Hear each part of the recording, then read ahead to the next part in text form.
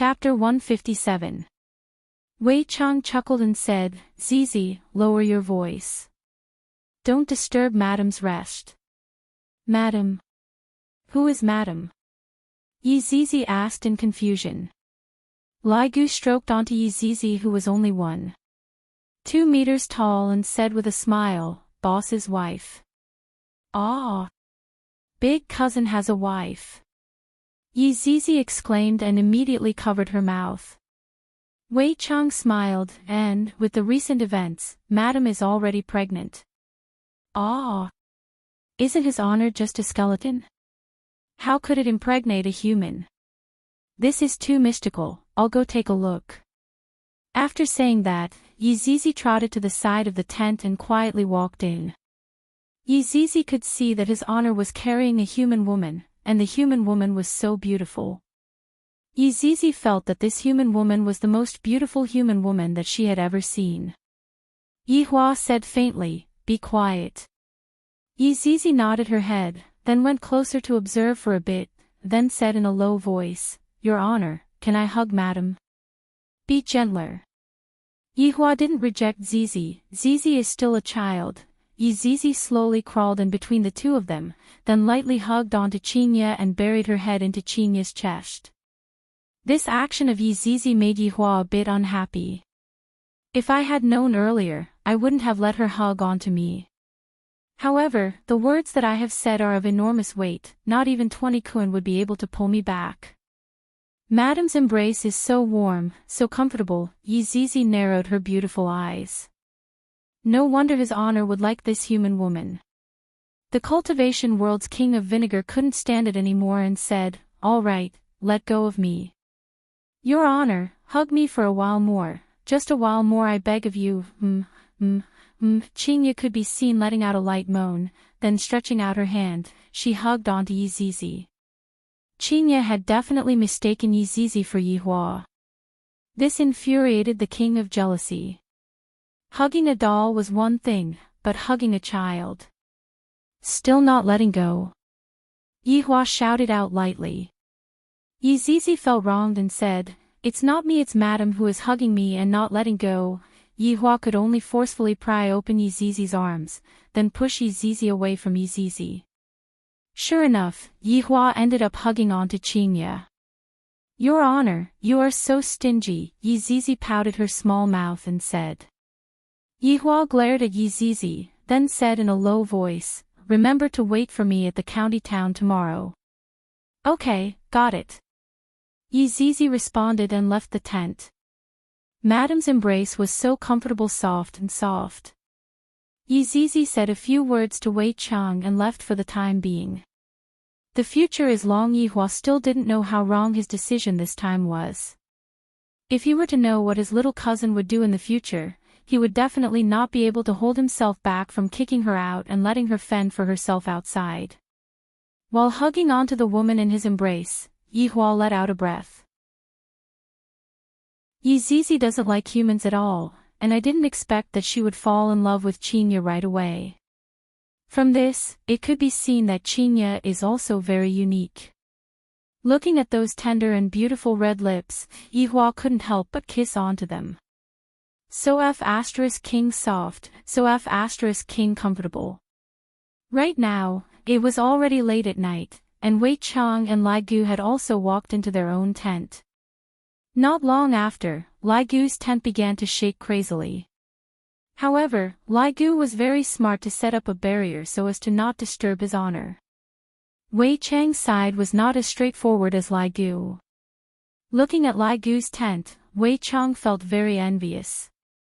"Uncle Wei, it is already so late, quickly come in and rest." Tang Wei opened up a corner of the tent and called out tenderly. Right now, Wei Chang really wanted to ask His Honor for a stick of cigarette to calm himself down. "Uncle Wei!" Tang Wei shouted out with a red face. Wei Chang immediately revealed out a firm gaze. "I will do as His Honor said, I will just directly push her down." Seeing that Uncle Wei was walking over, Tang Wei shyly hid into the tent.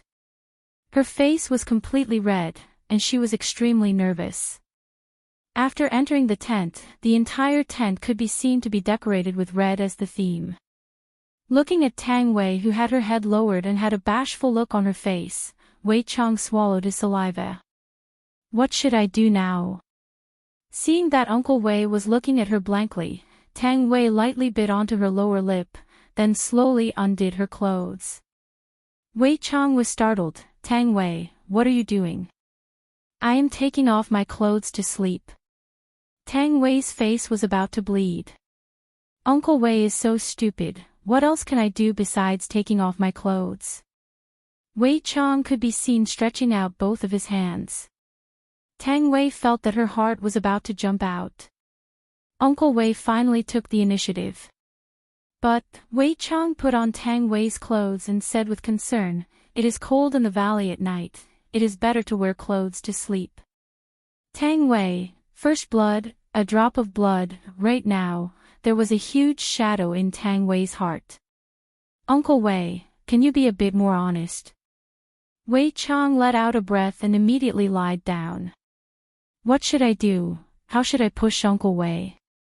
Seeing that Uncle Wei lied down, Tang Wei also lied down beside Uncle Wei, and the tent became quiet again.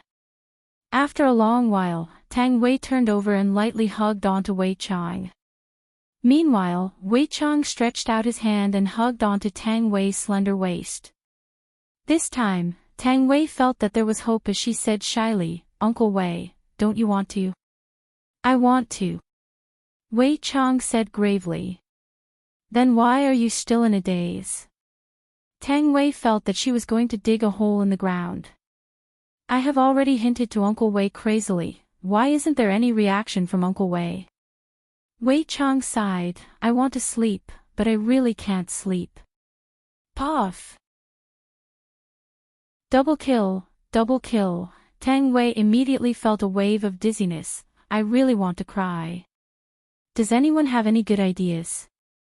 After a while, Tang Wei calmed herself down. I don't believe that Uncle Wei doesn't understand. I have done my homework before coming here. Tang Wei slowly stretched out her slender hand and stroked onto Uncle Wei's chest. Do you still not understand? Wei Chang was very gratified as he laughed tenderly. Xiao Tang, Uncle Wei isn't tired, I don't need you to massage me. Puff! Triple kill, triple kill. Uncle Wei actually feels that I am giving him a massage, my god. Why is it like this? Seems like I can only use my trump card. Tang Wei could be seen making up her mind. While stroking onto Wei Chang's chest, she let out a very alluring moan. Which man would be able to endure it? Tang Wei doesn't believe it. Wei Chang could be seen being startled as he asked with concern, Xiao Tang, what's wrong? Is it because your respiratory tract is infected? Puff! Quadruple kill. Tang Wei felt as if she was struck by lightning from a clear sky. Being struck by the lightning, Wei Chang said worriedly, this valley is humid, you have to pay attention to your body, do you understand? Tang Wei didn't speak, she was already unable to think normally. In the past, I thought that Uncle Wei's illness was only mild, but from the looks of it, it is not just mild, it is very serious. This is an illness, I have to treat it. Right now, Tang Wei felt that she must definitely cure Uncle Wei's illness, no matter how shameless she is, she must save Uncle Wei. Tang Wei could be seen hugging onto Wei Chang's arm and said tenderly, Uncle Wei, you can be at ease, today is my safe period, nothing will happen to me.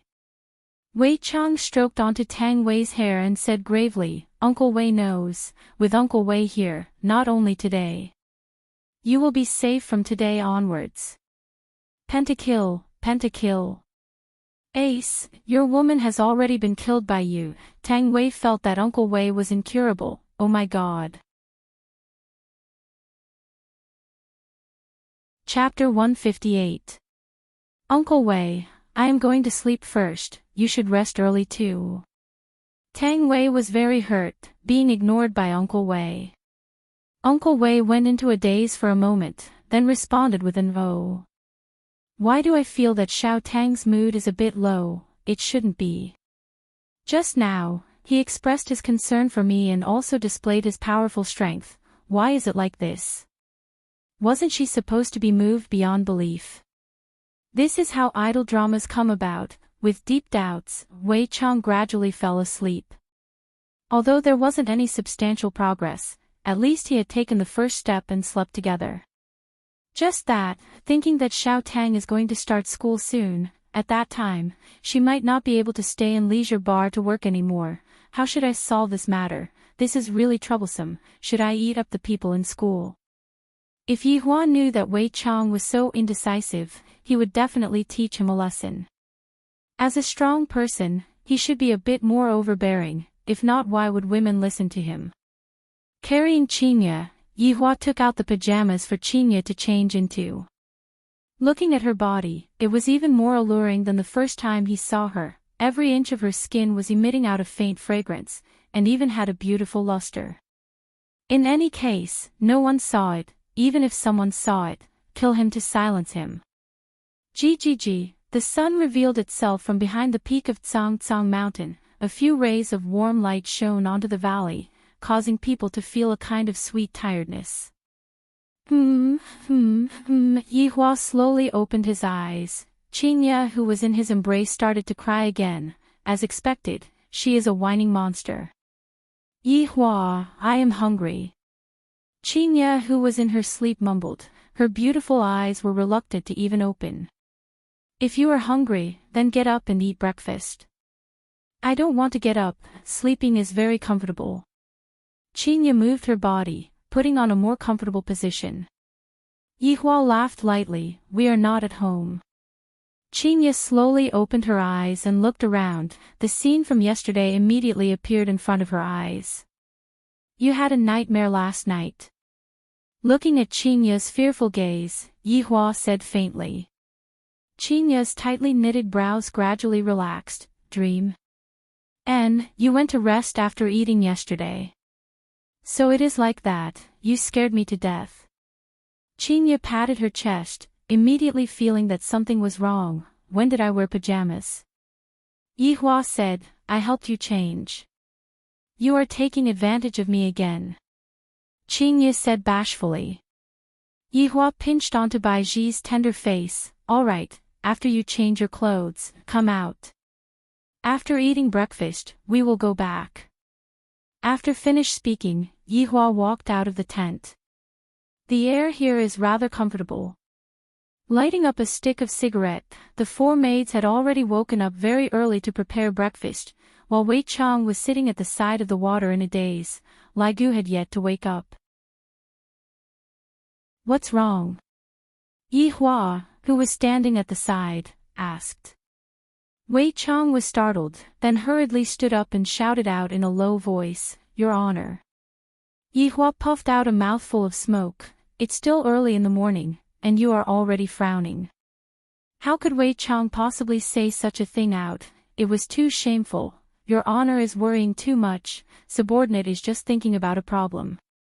Oh. What are you thinking about? Wei Chang really wanted to slap himself. I have so many excuses, yet I didn't use them, and I actually said this. I am going to have to face His Honor's examination again. I hope that I can still remember the places where I drew circles in the past. Think about His Honor's actions last night. Why did His Honor give the 9 demons punishing tower to Wang Debao and not someone else? Wei Chang was quick-witted and began speaking nonsense with a straight face. Yi Hua felt that this was interesting and continued listening to Wei Chang. Wei Chang let out a mouthful of smoke, then said, Wang Debao seems to be from the south, but his wife is from the north. I heard that this Wang Debao listens to everything that his wife says. By giving the ancient godly item to him, His Honor is equivalent to giving it to the north. This time, the south's reputation has been tarnished, and the south will definitely send a crusade against the north.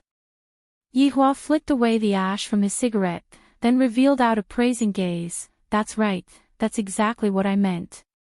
Let them fight amongst themselves, and after the fight is over, we will come out and tell them the truth. I really want to see what kind of expression those humans would reveal. To be able to toy with humans in the palm of one's hand, it truly feels great. Your honor is wise, giving them a taste of their own medicine. Yihua patted onto Wei Chang's shoulder. Not bad, you even know how to speak a few sentences now. When subordinate has nothing to do, subordinate would still read some books about humans. The corner of Yihua's mouth curved upwards. All right, go and call Lai Gu to wake up. After eating, we will go and fetch Zizi. Yes. At this time, Qingye finished changing her clothes and came out from the tent. She could be seen opening up her arms, closing her eyes and enjoying the pure air. Unexpectedly, a smell of smoke drifted over. Qingye rolled her eyes at Yihua, then went to see what they were going to eat for breakfast. Under Qingye's lead, everyone made a sumptuous breakfast. Sitting at the dining table, Yihua naturally sat at the main seat and said, "After eating, we will leave." Leaving in such a hurry. Qingye seemed to have not had enough fun yet. Yihua took a bite of the bread, then said indifferently, "I am going to fetch a cousin sister, she wants to enter the city to study. When the time comes, you go and make the arrangements." "Oh, is that so? I will make a call and make the arrangements now." "How old is your cousin sister? Middle school or high school?" Qingye took out her phone and asked. "Middle school or high school?" Yihua looked towards Wei Chang and Lai Gu, and the latter lowered his head, expressing that he did not know. She is 8 years old." Yihua himself did not know either, because he had never studied before. Qingye thought for a while, then muttered, "If she is 8 years old, she should be attending primary school, around grade 3. "Yes, that's right," Yihua said. Qingye immediately gave a call to the general manager of Longban City, Lu Heng, and asked him to go and make arrangements. After all, the school was about to start soon. "Yihua, when the time comes, give me your cousin's information," Qingye said. Speaking of information, Yihua felt that Zizi should be an unregistered citizen. "When the time comes, I will just let that Xiao Jiu go and settle it." "Okay, I'll give it to you when we get back." After dinner, everyone left the valley. To Lai Gu's women, this day and night were very exciting. Of course, Lai Gu himself was also very satisfied. However, to Wei Chang and Tang Wei, it was simply indescribable. In actuality, the person who was the happiest was still Yihua. After all, he managed to subdue Qingye. Look at the current Qingye. Qingye is currently leaning into Yihua's embrace, and Qingye is currently unable to leave Yihua's embrace. After getting on the highway, Qingye, who was lying in Yihua's embrace, asked curiously, "Yihua, why didn't I hear that you have a cousin sister?" "Oh, long time no see." Qingye punched Yihua's fist. "All right then, you are hiding everything from me."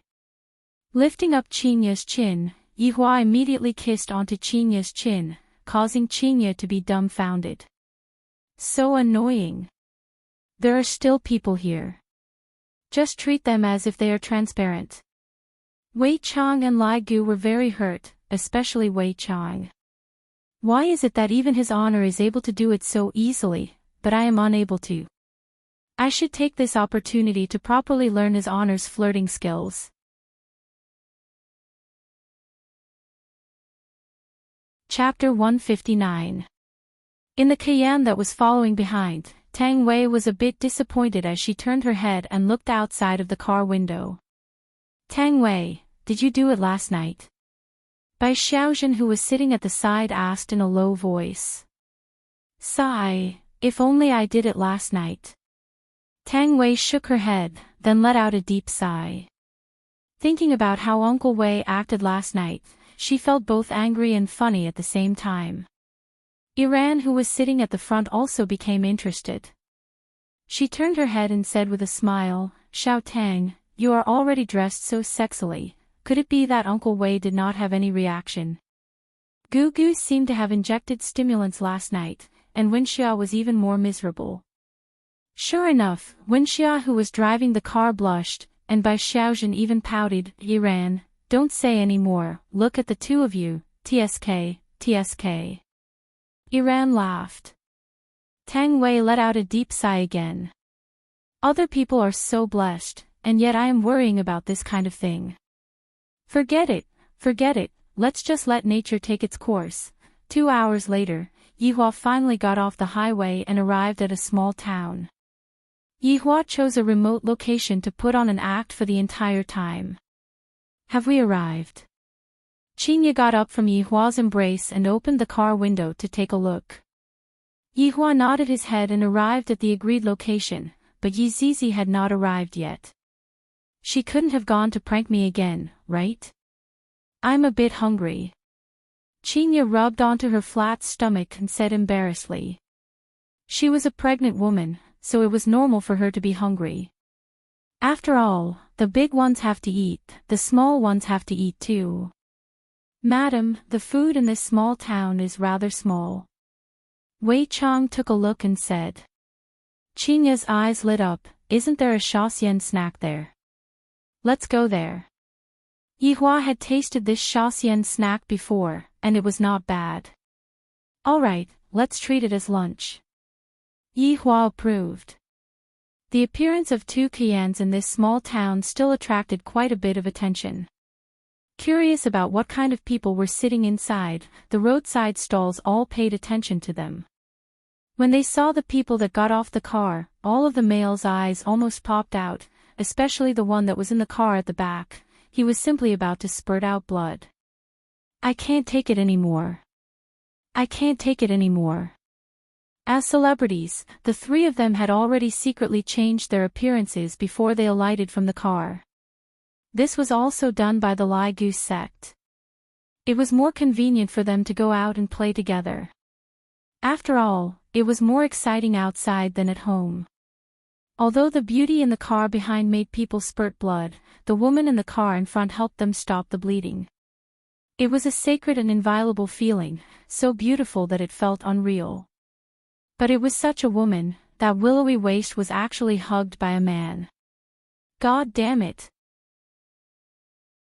But for some reason, everyone felt that this group of people seemed to revolve around this man. It was really incomprehensible. Wasn't he just good-looking? This was really an era where looks mattered.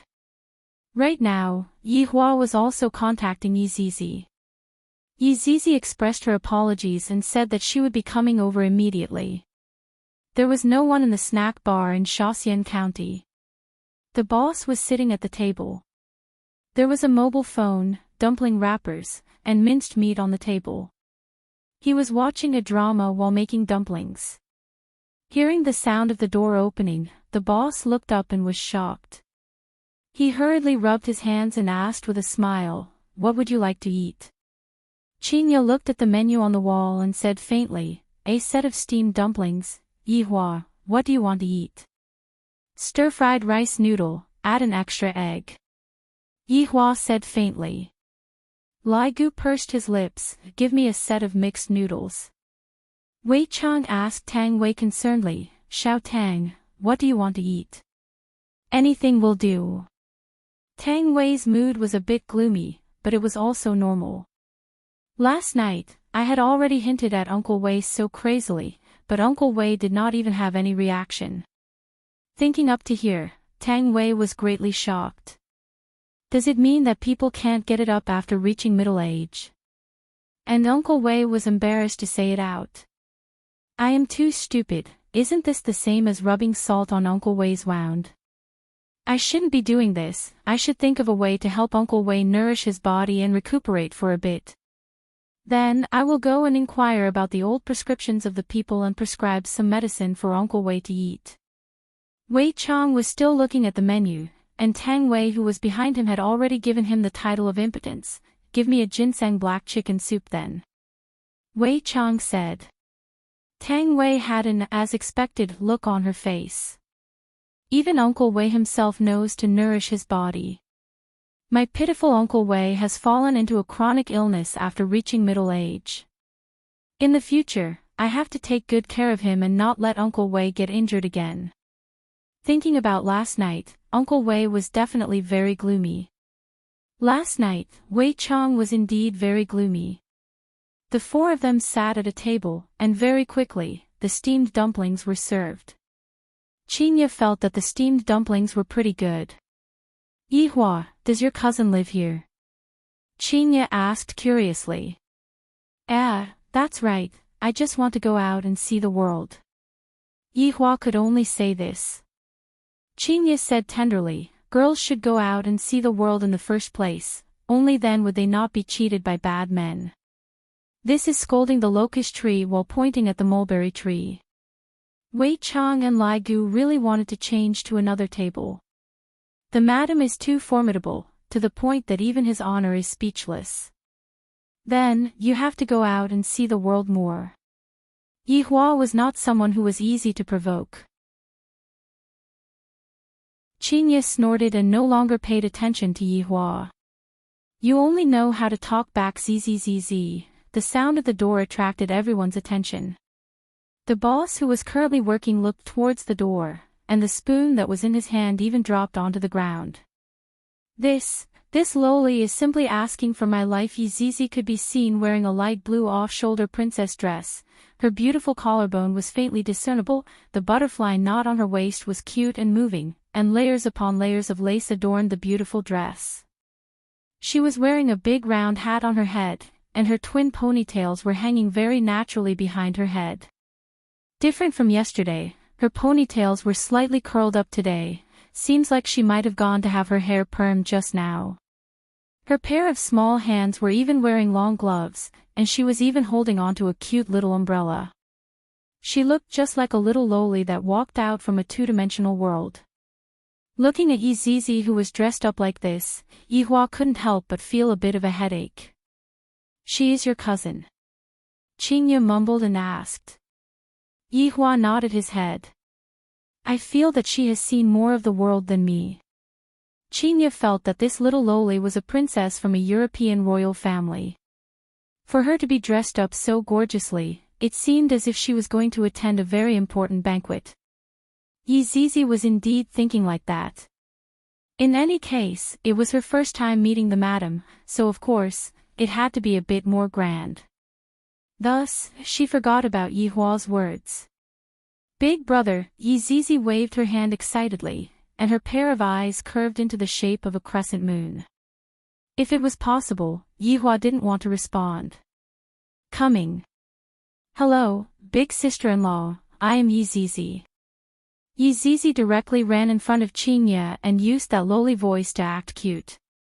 In actuality, Qinya had never seen such a cute little loli before, but why do I feel that she looks familiar? I seem to have seen her in my dream last night. Of course, Qinya had seen Yi Zizi, who was lying in the coffin before, just that, Yihua said that it was a dream. If I give birth to a daughter, I will definitely dress up like this too. Yi Zizi, you are so cute. It was rare for Qinya to reveal a smile towards a stranger. Hee, big sister-in-law, can Zizi hug you?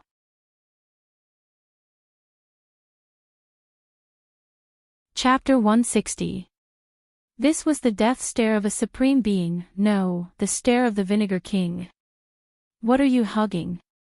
Yihua shouted out coldly.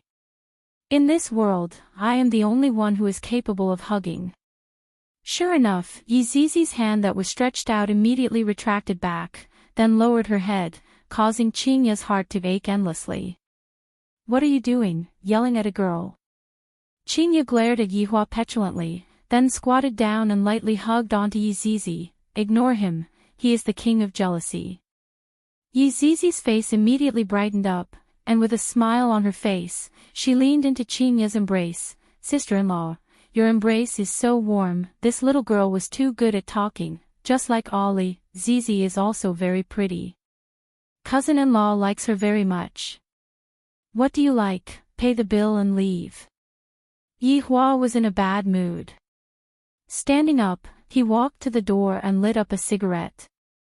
Seems like I didn't burn enough yesterday.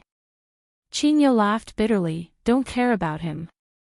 And Zizi will listen to big sister-in-law whatever big sister-in-law says. Zizi will do it. In the past, Zizi did not have any backing, but right now, with Qingye as her backing, Zizi's career would definitely soar.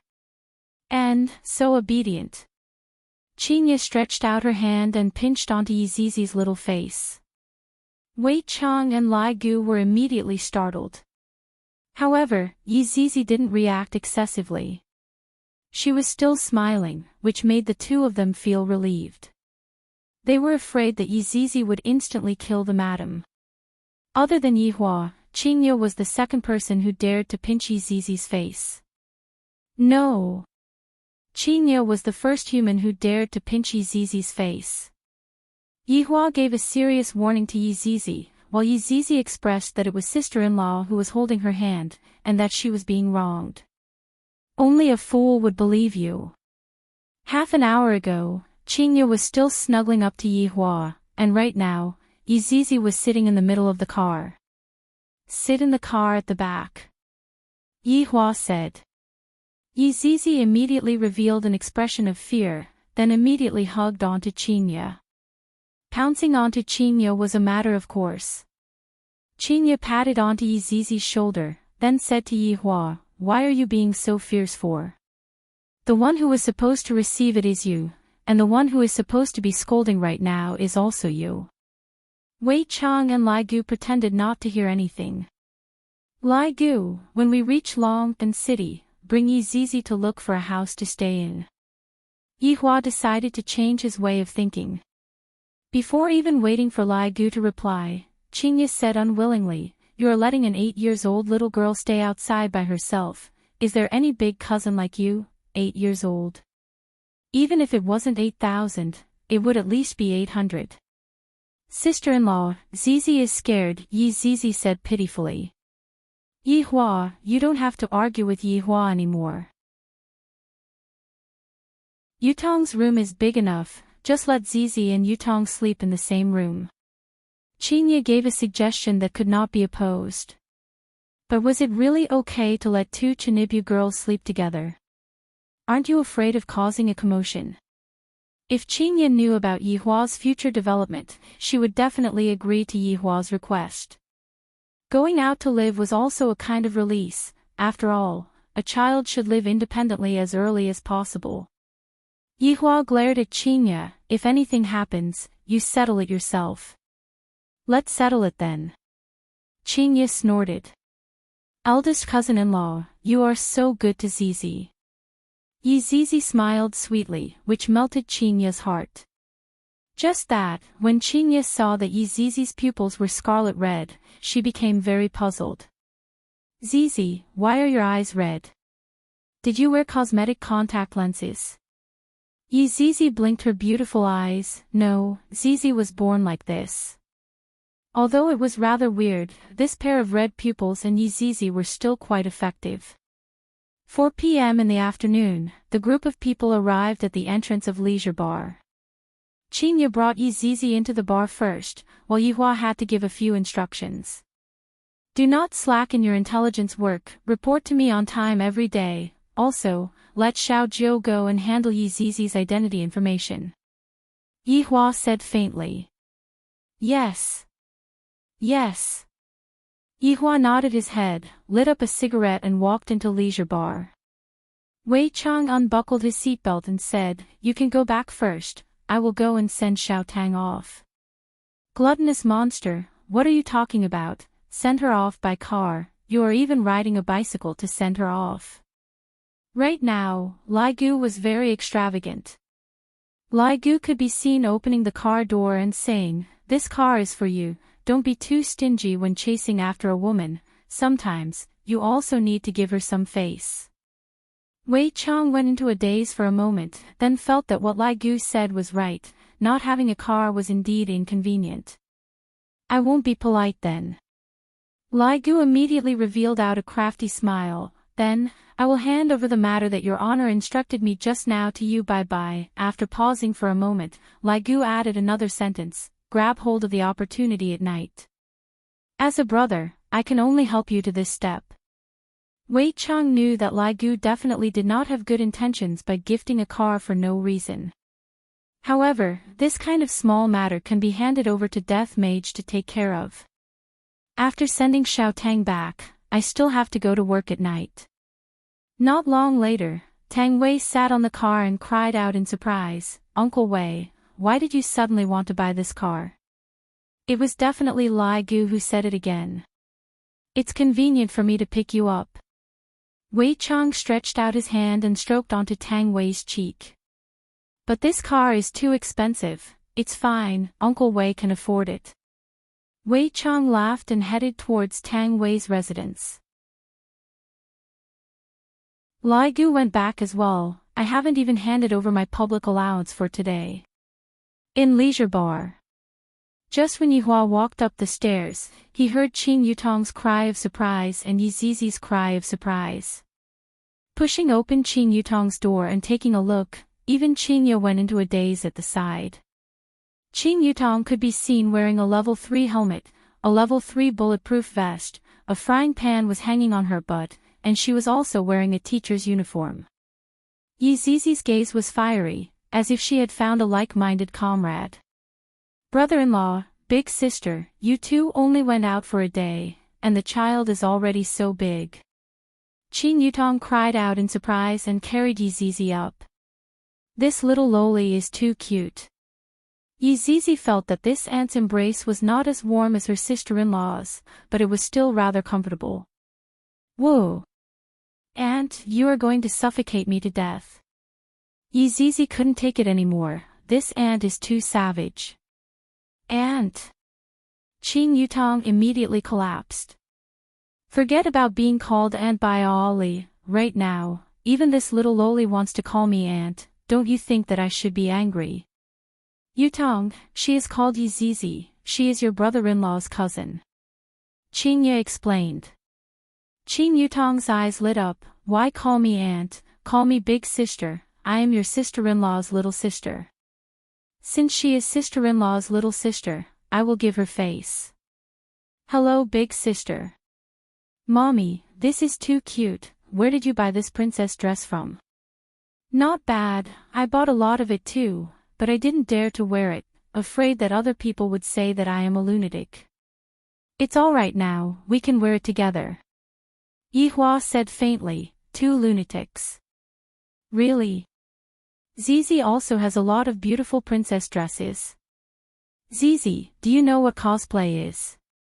Yi Zizi shook her head, indicating that she was a newbie. Come, big sister has a lot of beautiful clothes, let me share with you."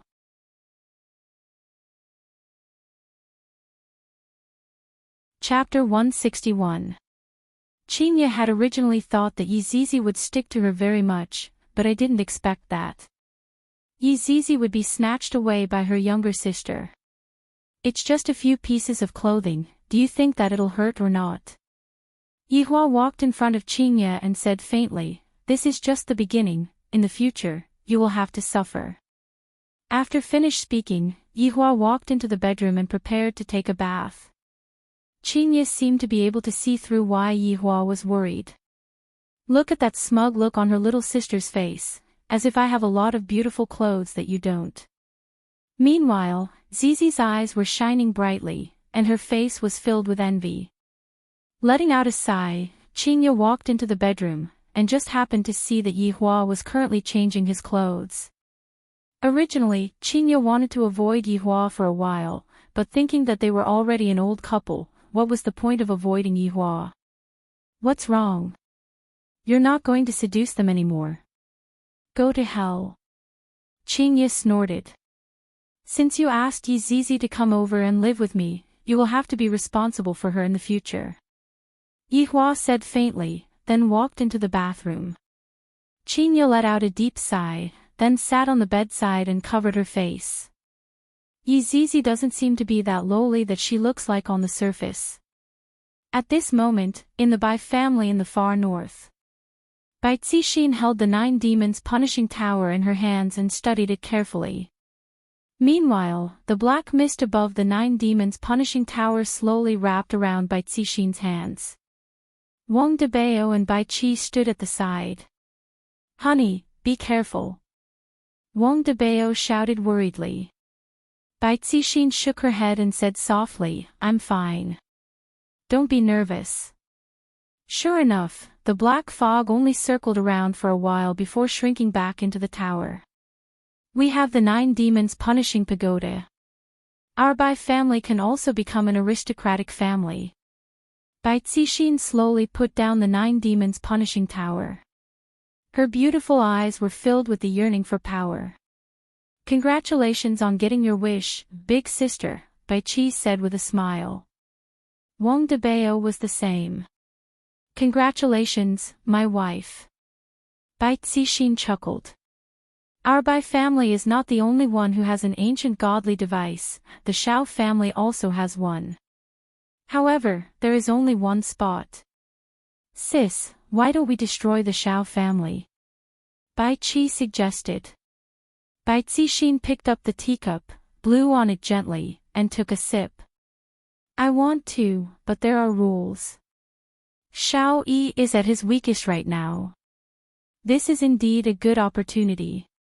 Wang Debao said in a deep voice, how about I go there and probe it first? There's no need for that, so as to avoid alerting the enemy. Seizing the ancient godly item and squeezing into the aristocratic families is only the first step, and our next step is not just the aristocratic families, but also the 3 big shots that restrict the aristocratic families. Speaking of the 3 tycoons, Wang Debao and Bai Qi's expressions became grave. In order to become an aristocratic family, the first thing they needed was an ancient godly item. Every 5 years, there would be a selection. Originally, the Shao family had already entered the ranks of aristocratic families, but unfortunately, another ancient godly item had appeared, causing them to have to fight for that slot. For the aristocratic families, the first reaction was that they were mysterious, but for the 3 giants above the aristocratic families, they were even more elusive. After all, no one from the 3 giants had ever appeared before. No one knew what they were capable of, where they were, or how strong they were. However, there was one thing that could be seen clearly, and that was that all of the aristocratic families were restricted by the 3 big shots. If not, they would have fought with each other a long time ago. Who didn't want to collect more ancient godly items? Thus, the 3 big shots declared that all aristocratic families could only possess one ancient godly item, and they were not allowed to participate in the worldly plundering. Those who violated this rule would be exterminated. From this point, it could be seen how big of a risk Tang Wushuang had taken to invite Yi Shao over. Fortunately, Yi Shao left in the end. Bai Cixin put down the teacup in her hand and said faintly, Hubby, have you transferred all of your companies over? Once this matter is out of the south, you won't be able to go there anymore. Wife, don't worry, the headquarters in Gao Hai City is just an empty shell. Wang Debao was a little smug. Bai Cixin praised, Hubby, not bad, you even know how to prepare for a rainy day. Learning from my wife, I definitely have some experience. Then, Hubby, what kind of experience did you conclude this time? Bai Cixin said with a gentle smile. Wang Debao was instantly stupefied. Even Bai Qi couldn't bear to look straight at him. Who asked you to act cool? Wang Debao coughed lightly and said gravely, this time, under the wise leadership of my wife, it wasn't easy for us to obtain a great victory.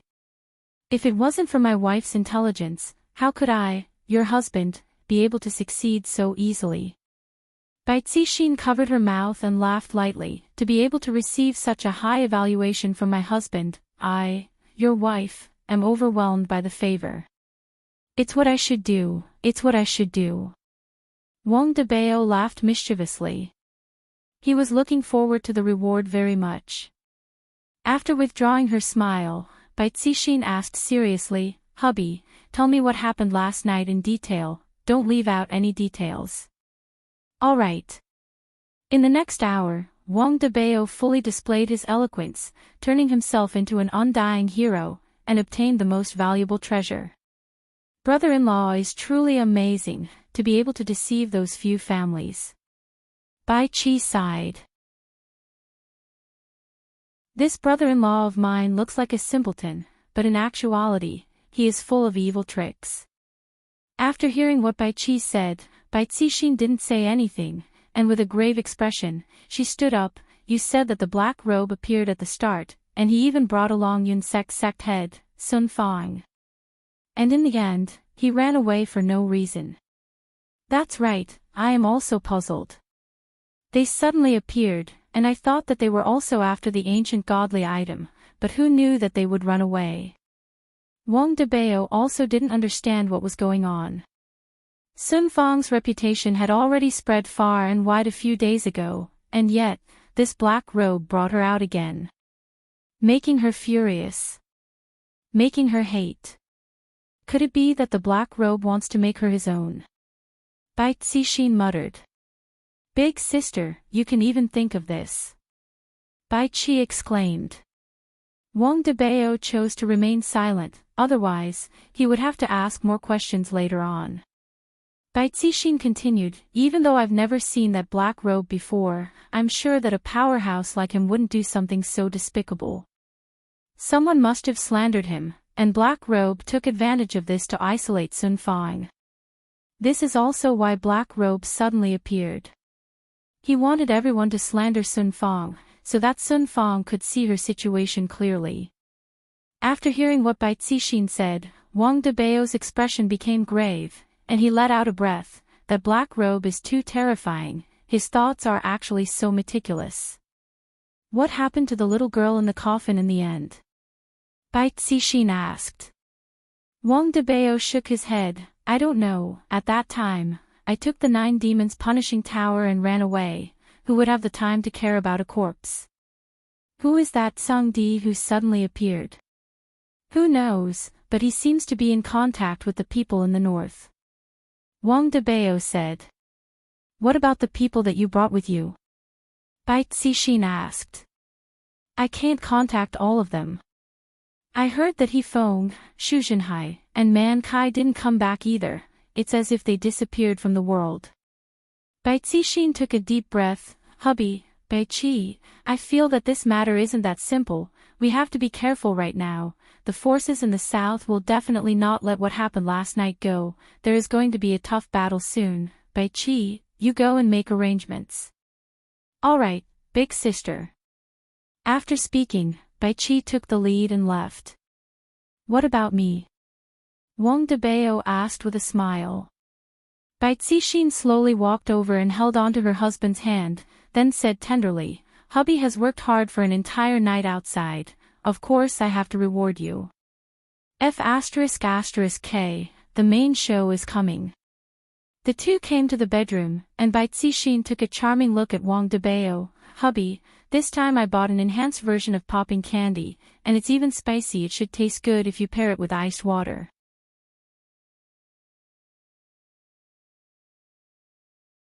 Chapter 162. Zijin City.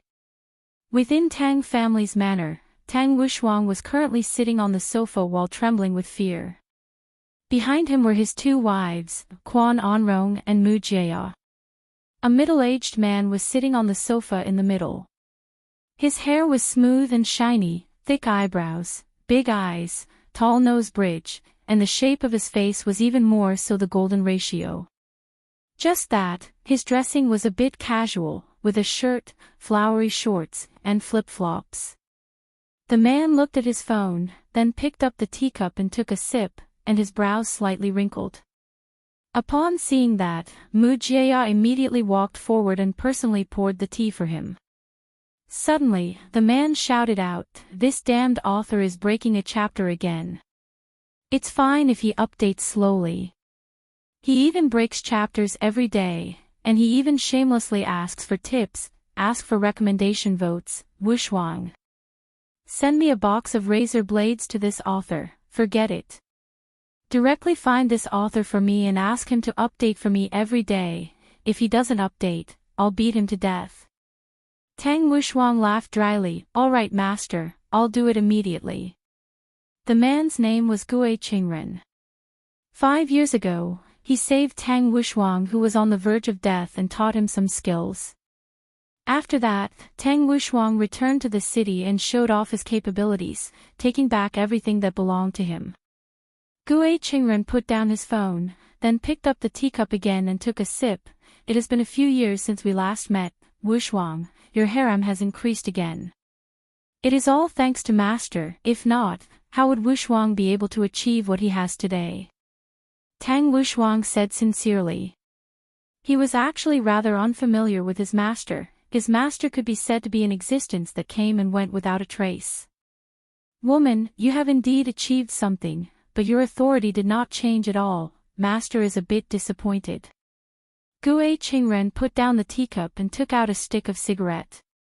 Tang Wuxuang immediately lit up the cigarette and said, Master, disciple has already reached this stage. Disciple is also powerless. It is too difficult for disciple to climb any further.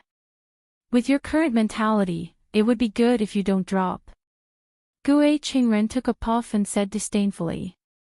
Tang Wuxuang lowered his noble head and did not have any temper in front of his master.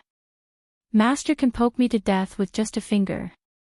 The reason why Master came this time is to ask you why you didn't manage to seize the ancient godly item. The reason why Master came this time is to ask you why you didn't seize the ancient godly item. Quan Anrong could be heard saying, Master, you can't blame Wuxuang entirely. He called Yi Shao over, but Yi Shao didn't keep his promise, and also, Anrong, don't speak. Tang Wuxuang shouted in a low voice. Gue Qingren's gaze turned intent, and he slowly said, Wuxuang, not only do you not have the drive to improve, but the women you teach are also lawless. Women shouldn't interrupt when men are talking. Quan Anrong's pretty face instantly collapsed. You two leave first. Tang Wuxuang said gravely. Originally, I thought that by bringing the two of them by my side, they would be of some use. After all, their brains were very good, but I didn't expect that it would be like this. Mu Jia pulled Quan Anrong away quickly. Her husband's master was moody and very strange. He could even be so engrossed in reading novels. Master, they are not sensible, please don't be angry. Tang Wuxuang fawned. Right now, in this kind of situation, he still needed his master's help. They don't know any better, and you don't know any better either. This woman has messed up your mind.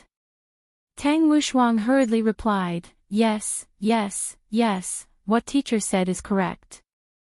Back then, I saved you on a whim and taught you some cultivation techniques. You performed well in the past few years, but this year has disappointed me. When you go out, don't say that you are my disciple. Tang Wuxuang lowered his head and listened to his master's lecture. Gue Qingren let out a sigh of relief. The 9-devil punishment tower is in by family's hands. Hearing that master changed the topic, and it was an ancient godly item, Tang Wuxuang felt that his hope was ignited again. As long as master is willing to make a move, then everything will go smoothly. That is indeed what the scout reported. After Wang Debao obtained the 9-devil punishment tower, he hurriedly rushed to Zijin City and went to Bai family. Gue Qingren paused for a moment. Right now, Bai family has an ancient godly item, Shao family also has one, but you don't. Could it be that you still want master to help you snatch it? Disciple doesn't dare. The rules of aristocratic families cannot be changed. If you want to squeeze in, you have to snatch it. Which family do you think is easy to snatch? Gue Qingren asked faintly. Is there a need to ask? It is definitely Shao family Xinyuan sword. Shao family. Tang Wuxuang said gravely. Since you know it is Shao family, why didn't you make a move? Gue Qingren asked back. Tang Wuxuang still remembered their old relationship. After all, Shao Yi had helped him quite a bit back then. Now, it is really hard to stab him in the back. When one is in a great position, one will slay a god, not to mention an individual. Disciple has learned his lesson. The living room instantly quietened down, and Tang Wuxuang didn't even dare to breathe loudly. I heard that everyone died last night, and all of them were sucked dry. Gue Qingren suddenly asked. And the news just spread out, and the three major powers in the north also went missing. Gue Qingren said calmly, seems like it was done by the person in the coffin. Master, you know about it. If I didn't guess wrongly, all of you fell into a trap.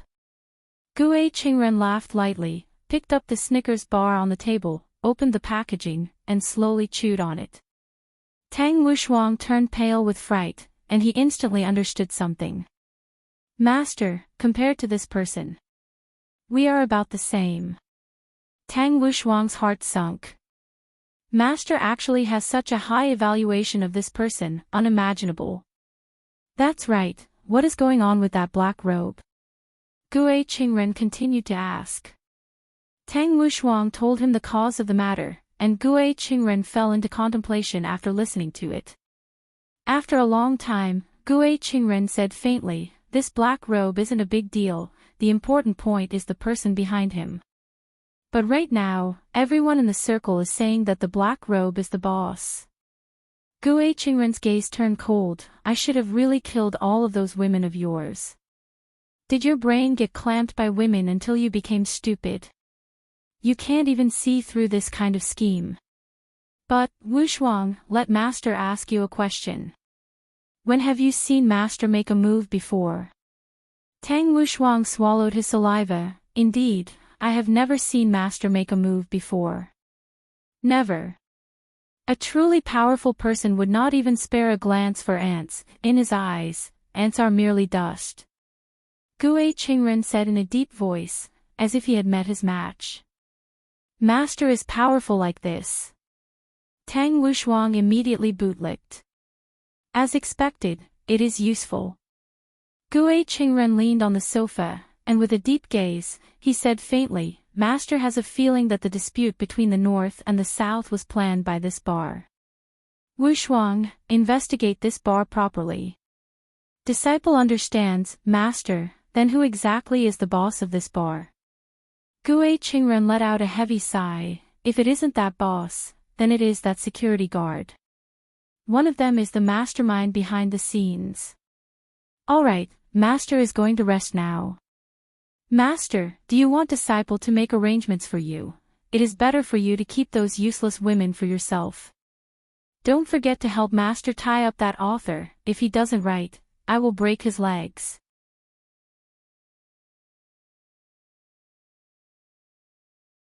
Chapter 163. In another place in Zijin City, it had lost its former glory and seemed very gloomy. At night, the entire mansion would be pitch black like a haunted house. This was the once glorious Shao mansion. At this moment, Shao Yi was sitting cross-legged in his secret room and cultivating. However, could his heart calm down?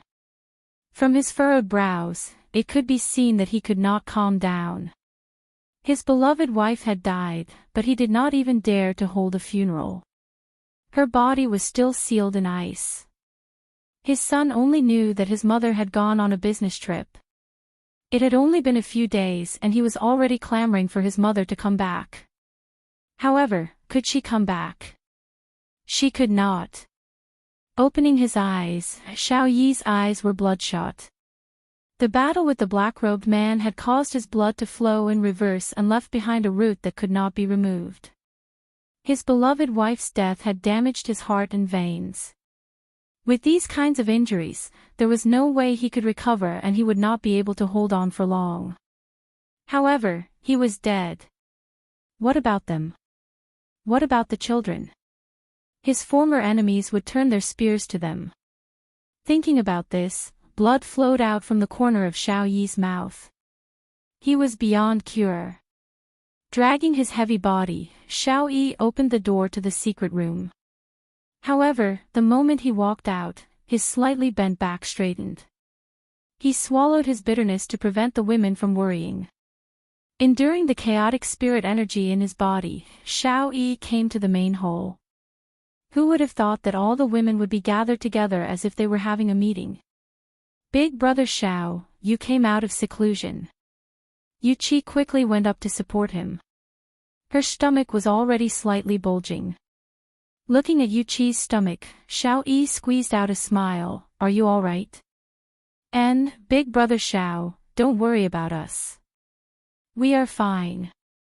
Yuchi supported Xiao Yi as they sat on the main seat. Shu Nan's face was calm as she walked to her husband's side and wanted to take his pulse. Xiao Yi knew what Shu Nan wanted to do, so he dodged. Not only was his seclusion useless, but his injuries had worsened. He did not want them to know about this. Even if they wanted to know, this was not the time. Shu Nan frowned and was very worried. The more her husband acted like this, the more serious his injuries were. What are you guys talking about? Xiao Yi tried to maintain a relaxed state. He had been in seclusion these past few days and did not know about the outside world. Yuchi smiled and said, nothing, it's just company matters. Do you need to do this to the company's matters? Just say it, no matter how big the matter is, it is already in the past. Xiao Yi laughed bitterly. If I can go back in time, I should learn from Wang Debao and return the money.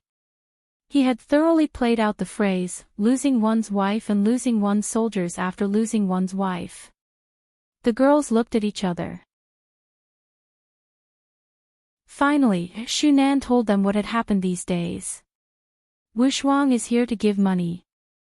Xiao Yi felt gratified. At least he hadn't made friends with this brother for nothing. Yuchi didn't understand it that way. Brother Xiao, when Wu Shuang came that day, you were already in seclusion, and he looked a little absent-minded. I don't think it was as simple as giving him money. Maybe he's worried about my injuries. Wu Shuang isn't as bad as the other families. Xiao Yi's voice wasn't strong and was very weak. The women did not continue to speak, lest they made their husbands angry. They had to take it slow, because the next matter would be even more serious. After a long time, Xiao Yi listened to everything and didn't have much of a reaction. Instead, he let out a sigh of relief. The heavens wanted my Xiao family to die. The women didn't say anything. They didn't want to continue to provoke their men. Yuchi said seriously, Brother Xiao, the Bai family might do something bad to us. We should plan ahead. Bai family? I'm afraid it's not just the Bai family. The Xian Yuan sword in my hand is a hot potato that everyone wants. Xiao Yi said coldly. If a tiger fell to the plains, it would be bullied by dogs. Brother Xiao, how about we hand over the sword and let them do whatever they want? Shu Nan's suggestion was probably what all the women were thinking. If the sword was gone, it was fine as long as the person was still alive. However, Xiao Yi didn't think so. If the sword was gone, it would only speed up the process of death. They didn't dare to do anything now because they didn't know how injured they were. Once they found out, they would probably attack. The only thing they could do now was to use the Xian Yuan sword to exchange for their lives. Don't worry, I have plans. Xiao Yi smiled. If the sword couldn't exchange for their safety, then he would exchange for his life. The women had blind trust in their husbands. They thought that Xiao Yi really had a good idea, so they were happy. Brother Xiao, let's eat first. Only when we are full will we have the strength to do things. Yuchi said tenderly. Together with Shu Nan, she helped Xiao Yi to stand up. And Shu Nan took this opportunity to immediately check her husband's pulse. Her face that was originally still red immediately became pale like a piece of white paper. This kind of pulse is the sign of death. That's why the words I said just now were all lies. Brother Xiao is going to die. Xiao Yi took a look at Shu Nan. His meaning was very clear, he was telling her not to speak carelessly. The happy atmosphere on the dining table was no longer like it was in the past. Meanwhile, everyone in the bar started eating. Crayfish feast, Qingya was immediately stupefied. This is revenge for me for not serving him well during those few days. Not only is he a jealous king, he is also a miser. Wow, crayfish, Zizi loves it the most. Zizi immediately wore her gloves. Yihua coughed lightly and hinted to Qinya. Qinya bit onto her lips and helplessly wore her gloves to peel the crayfish. After dipping the crayfish meat into the gravy, she placed it into her husband's bowl. Yihua was very satisfied. This crayfish meat is becoming more and more fragrant. Qin Yutong looked at the two of them. Just going out for a trip and they have already reconciled, this is really fast. Looking at big sister's expression, needless to say, brother-in-law definitely won. Brother-in-law, eat the crayfish. How could Qin Yutong let go of this time to flatter Yihua? If I want to have meat to eat, I have to flatter brother-in-law. Big brother, here, Zizi will peel the crayfish for you. Zizi and Qin Yutong's mentality was not much different from each other. As for Yihua, he couldn't care so much about it. This is the treatment that a supreme overlord should enjoy, comfortable. Zizi, go to school half a month later and study. Yihua said faintly while eating the crayfish meat and drinking the iced Sprite. You are letting an old monster go to school, aren't you afraid that she will eat all of the teachers in the school? As expected, upon hearing about going to school, Zizi collapsed. Big brother, I don't want to go to school, I want to eat chicken. Yihua and Qin Ye's gaze immediately looked towards Qin Yutong, while Qin Yutong pretended not to hear anything and continued peeling the crayfish. Big sister, eat the crayfish. Brother-in-law, eat the crayfish.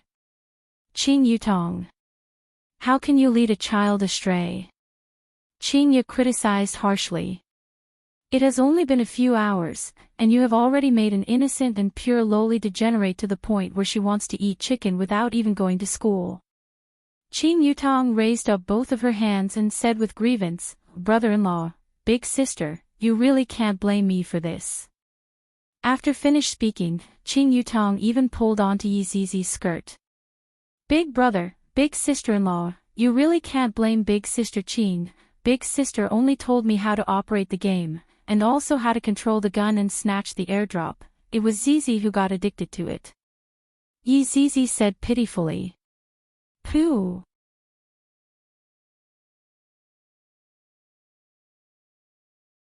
Chapter 164. Qinya glared angrily at her little sister and shouted out, Qin Yutong, it's fine if you degenerate yourself, but Zizi is still a child, and you are already bringing her to play games at such a young age. Are you going to bring her to the disco too? Zizi's eyes lit up at the mention of disco dancing. This was something new. However, she remained silent and pretended not to hear anything. Qin Yutong felt wronged to death. This little troublemaker, tricking me. And you are still pretending to be more pitiful than me. Sister, don't be angry. Eat some prawns to calm down. I have no appetite. Qin Ye said angrily. Thinking about how after my child was born, I was led astray by this aunt of mine, I felt that my head was a bit giddy. Yihua, why don't you reprimand her? Qin Ye was not happy with herself scolding Qin Ye, and she even wanted to pull Yihua along to scold Qin Ye's little sister. Yihua knew Zizi very well, and he said, I've already said it before, you will be responsible for yourself. Qin Yutong became happy. I didn't expect that brother-in-law would stand on my side this time. I am so happy. Zizi, there's no room for discussion about the study. Yihua said faintly. The main thing was that he wanted to throw Zizi into the school and properly get along with humans. Yihua wanted Zizi to not always think about sucking on humans, and Yihua wanted Zizi to know how to control herself. Just look at Wei Chang, he is able to control himself so well that he is even able to think. Seeing that his honor's attitude was so unyielding, Zizi could only seek help from Qin Ye. Sister-in-law, Zizi, are you listening to sister-in-law? Qin Ye asked with a smile on her face. Zizi nodded vigorously. She felt that there was hope. Then listen to your eldest cousin. Zizi was speechless. Even if he pretended to be pitiful, he wouldn't be able to escape his fate of going to school. The thought of sitting with a group of human children made him want to eat them all up. Zizi, studying is pretty good. If you don't study, you won't even be able to find a job in the future. Qin Yutong patted onto Zizi's head and began to add insult to injury. Zizi pouted her small mouth, then began to peel the prawn pitifully. At that time, I will make a big fuss. Zizi, don't think about useless things. Yihua still didn't know what Zizi was thinking about and gave a warning. The family meeting ended here, and Qin Yutong and Zizi breathed out a sigh of relief. They felt like when they were young, they had failed their exams, and were being lectured by their parents. Qinya, didn't you say that you are going to take wedding photos? Hurry up and decide, in case you say that it doesn't look good when you pat me when I have a big stomach. Picking up the prawn meat that Qinya peeled, Yihua asked. Qinya pondered for a bit, then said, let's go to Sanya, the scenery there is pretty good. Furthermore, this time, we have only played for a day, so we will be able to play more if we go to Sanya. Why are we going so far away? Yihua asked while wrinkling his brows. There is a seascape over there. Longtan City is located inland, and there is only a river there. This time, we can also bring Yutong and Zizi along with us. Qinya felt that this method was feasible. Qin Yutong didn't want to go out and was planning to be a female otaku. Big sister, I am someone who wants to become a female streamer to earn money. Zizi also wants to eat chicken. No, you two have to go. One is the bridesmaid, and the other is the bridesmaid. It's decided. We'll set off tomorrow. The three of them exclaimed at the same time, tomorrow. That's right, I will treat you all to a vacation, and I will pay for all of the expenses. Qinya was very forthright. Since Yihua agreed to it yesterday, he followed Qinya's wishes. Meanwhile, Qin Yutong and Zizi let out a heavy sigh. How good is it to stay at home? There is air conditioning, takeaway, and games. Why do we have to go out and suffer? After eating crayfish, Qinya joined the chicken dinner party. Yihua really didn't want to say anything. How did you teach them a lesson in the first place, and now, you are in cahoots with them? Where is your moral integrity? Because little Ali was online again. Yihua, who was bored, walked downstairs to see if the business had improved or not. However, when he went downstairs to take a look, other than his own attendants and security guards, there was no one else. How is this possible? Yihua waved his hand towards Wei Chang. Boss, what's the matter? Where is everyone? Yihua asked gravely. Wei Chang shook his head, I don't know either. A few months ago, this place was filled with people, and as long as I walked downstairs, all kinds of screams would be heard. But now, sighing, Yihua said, I am going out for a few days tomorrow. When I come back, I want to see this place filled with people. If not, I will deduct your salary. Boss, I still want to ask you for a raise in salary. Wei Chang said embarrassedly. So it turns out that finding a girlfriend costs so much, and now, I even have to pay more for gas. Yihua glared at Wei Chang, you still want to ask for a raise in salary? I am going to starve to death. Boss, there is a strong smell of stir-fried crayfish coming from your body. You still dare to talk back to me now? Subordinate doesn't dare. Wei Chang said hurriedly. Didn't I see that Zizi has returned? I am happy in my heart, so I am just being mischievous for a bit. How is the matter that I asked you to investigate? Yihua took out a cigarette and sat on the booth seat at the side. Wei Chang was slightly startled, I seem to have forgotten about it. I am still investigating. If there is really no other way, you can go and add fuel to the fire. The goal is to make them fight, the more miserable the better. Yes. After finished speaking, Yihua stood up and walked towards the outside. Boss, where are you going? Going outside to get some fresh air. Wei Chang replied. His Honor even learned how to take a walk after a meal. Seems like it won't be long before he goes to square dance. Thinking about it was just thinking about it. Right now, he still had to quickly contact Death Mage. Yichin took out his phone and gave Death Mage a call. After thinking for a bit, he hung up the phone. Death Mage. Death Mage, who was currently playing the game, went into a daze and hurriedly replied, Master. His Honor has ordered you to become a spy and investigate the movements of both the North and South. Wei Chang felt that this was exactly what His Honor meant. After all, only a spy would be able to gather a large amount of information, and this was how all spy dramas played out. Spy. Death Mage felt that he shouldn't be called Death Mage anymore, because the quest was no longer related to death. That's right, report to me every day. Your subordinate will obey your orders. After cutting off the connection, Death Mage let out a deep sigh. The missions that His Honor gave me are getting more and more difficult. How am I going to play games in the future? Bu. The sound of a max-leveled cannon rang out beside him. Sun Fong was also fishing with her phone in her hand. That serious look on her face made it seem like she was taking revenge. That's right, she was taking revenge. Since she couldn't beat him, she would use what he was best at to defeat him. But, this fishing is too much of a scam. I don't even have money anymore, and even eating 3 meals a day is a problem for me. I might as well just return the house and get back the deposit. It is impossible for me to stay on the overpass, but going to the park is a pretty good choice. In any case, if I don't kill him in this lifetime, I swear that I am not a human. Death Mage immediately typed, then used his bone finger and tapped onto Sun Fong's shoulder. I have a way to earn money, do you want to do it? After looking at Death Mage's finger, Sun Fong's brows tightly wrinkled. Death Mage is definitely not doing anything good, but even if I don't have money, I can't defeat him. After thinking for a long time. I'll do it. GGG.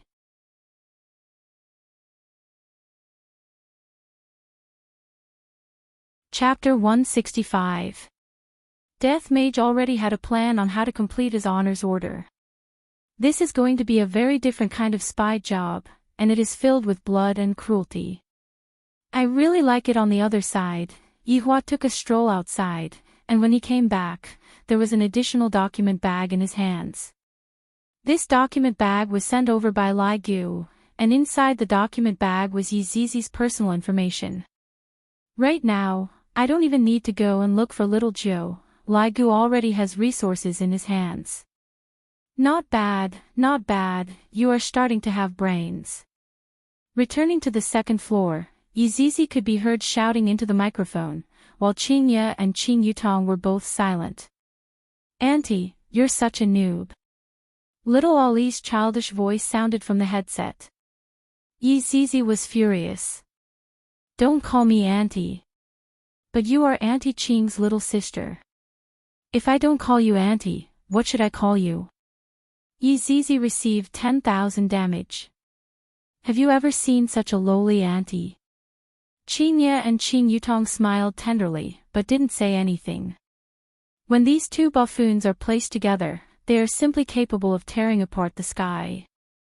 Enduring the pain of being called auntie, Yi Zizi decided to defeat Ali with an overwhelming advantage in the game. Little Ali also seemed to know that compared to Yi Zizi, it was useless. Apart from these 4 people, the other 96 were suffering.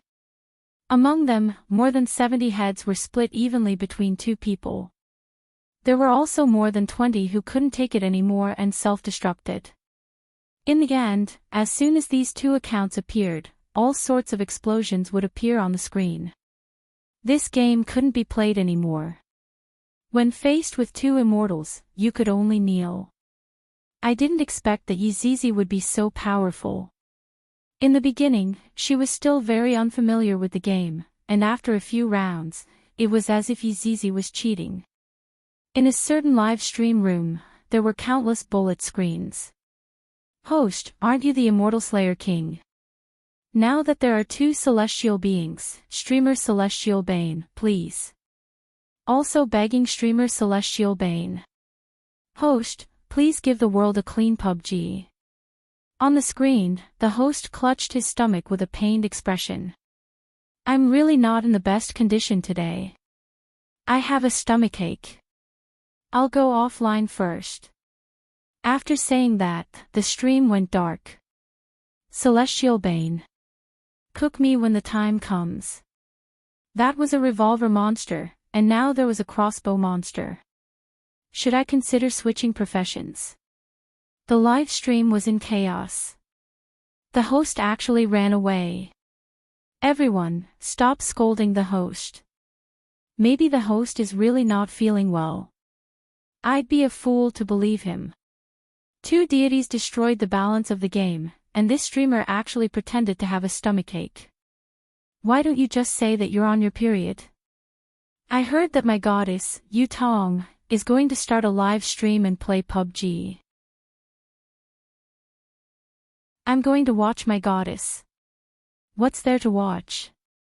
Even Jade Dynasty can't do it without some skill. Let's go, let's go. I might as well watch the old woman play games. Unsubscribe, unsubscribe. Sorry for disturbing you. Looking at the bullet screen in the live stream room, the streamer felt very hurt. You all are asking too much. Do you think that Jade Dynasty is that easy? I'm done for. I'm done for. However, right now, Little Ali and Yeezy were killing each other in the game. Whoever didn't get a headshot would lose. In the end, it was all headshots. How the F***ck was he going to let people play? So what if he had a cheat? This was too much of a bully. The game company immediately checked and found that these two accounts were perfectly normal. Could it be that the latest cheat had appeared and all the technicians were called to work overtime?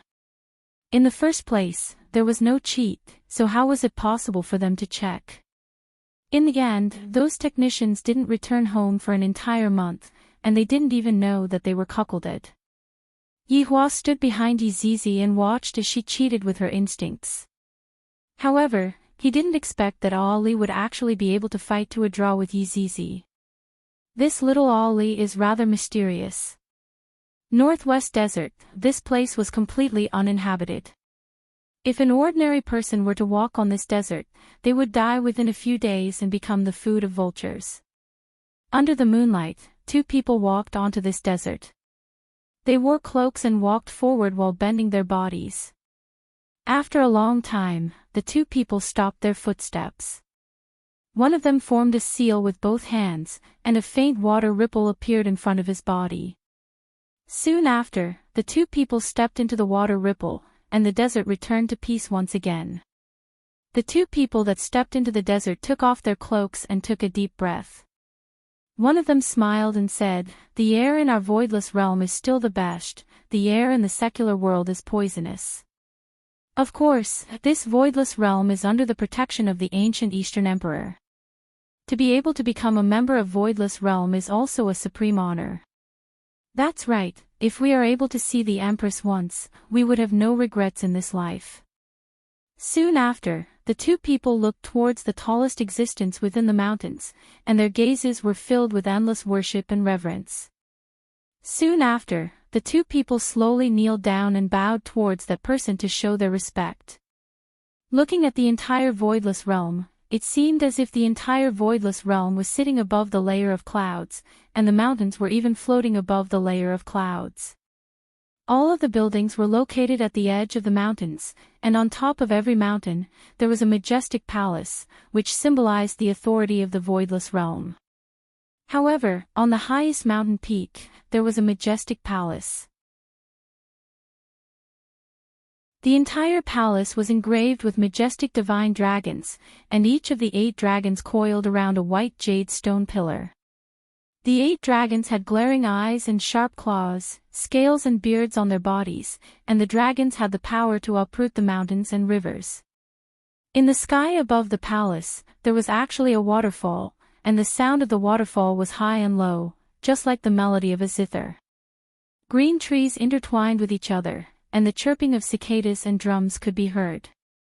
It was as if one was at this place, quietly listening to the clear melody of a flowing spring and the green breeze of an ancient pagoda tree. The waterfall flowed along the channel that was dug out and flowed down the mountain, and just happened to fall onto the mountain below. The waterfall flowed into the layer of clouds, disappearing without a trace. At this moment, there were people gathering in the palaces of the various mountains.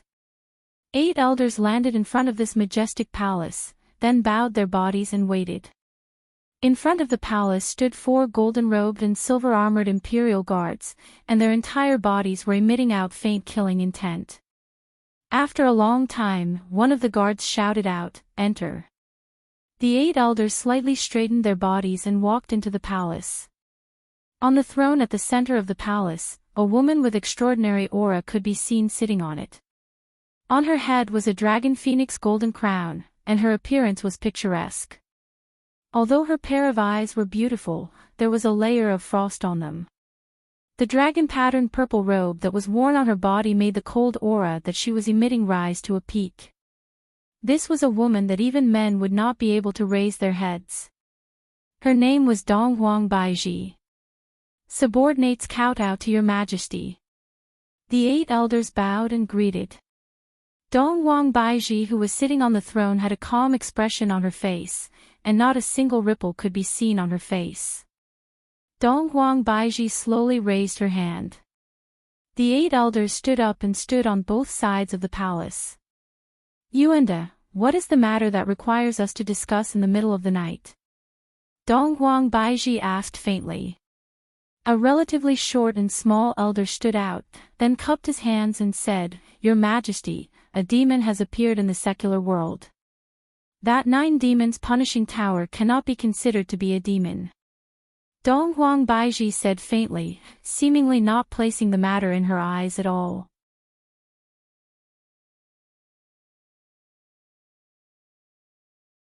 Chapter 166.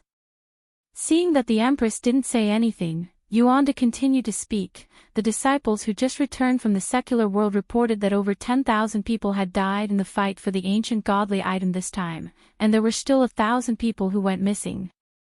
Those several 10,000 people had all been sucked into dried corpses, and this must have been done by the coffin person. Donghuang Baiji took a faint glance at Yuanda, then said slowly, "So what?" Yuanda was shocked and quickly lowered his head. "Not to mention that aristocratic families will be able to deal with this matter. This matter happened in the south, and it is not under our jurisdiction. If you have anything to say, just say it directly, don't beat around the bush." Donghuang Baiji said coldly. "She is already so old and cunning, could it be that she still doesn't know how to deal with this matter? It was necessary to make such a big fuss." The 8 subordinates lowered their heads and looked at each other, as if they had already discussed this beforehand. All of them knelt on the ground and said in unison, "We hope that your Majesty will think for the sake of the Donghuang bloodline and give birth to a boy as soon as possible to inherit the Donghuang's inheritance." Donghuang Baiji did not get angry. Instead, she laughed. "I presume that the 2 of you have already found a husband for this Empress." Donghuang Baiji laughed lightly. However, her eyes were emitting out fierce hostility. Among the 8 people, a slightly plump old man walked out. His name was Xing Han, and the beard on his chin was about to fall to the ground. He could even be used as a broom. "Your Majesty, the inheritance of the bloodline is the law of the heavens, not to mention the bloodline of the Eastern Emperor. The bloodline of Nuwa is nowhere to be found, and the ancient bloodline is even rarer. Although the other 2 families are not worthy of the surname Eastern Emperor, as long as your Majesty gives birth to a male child and inherits the inheritance of the Eastern Emperor clan will once again achieve glory."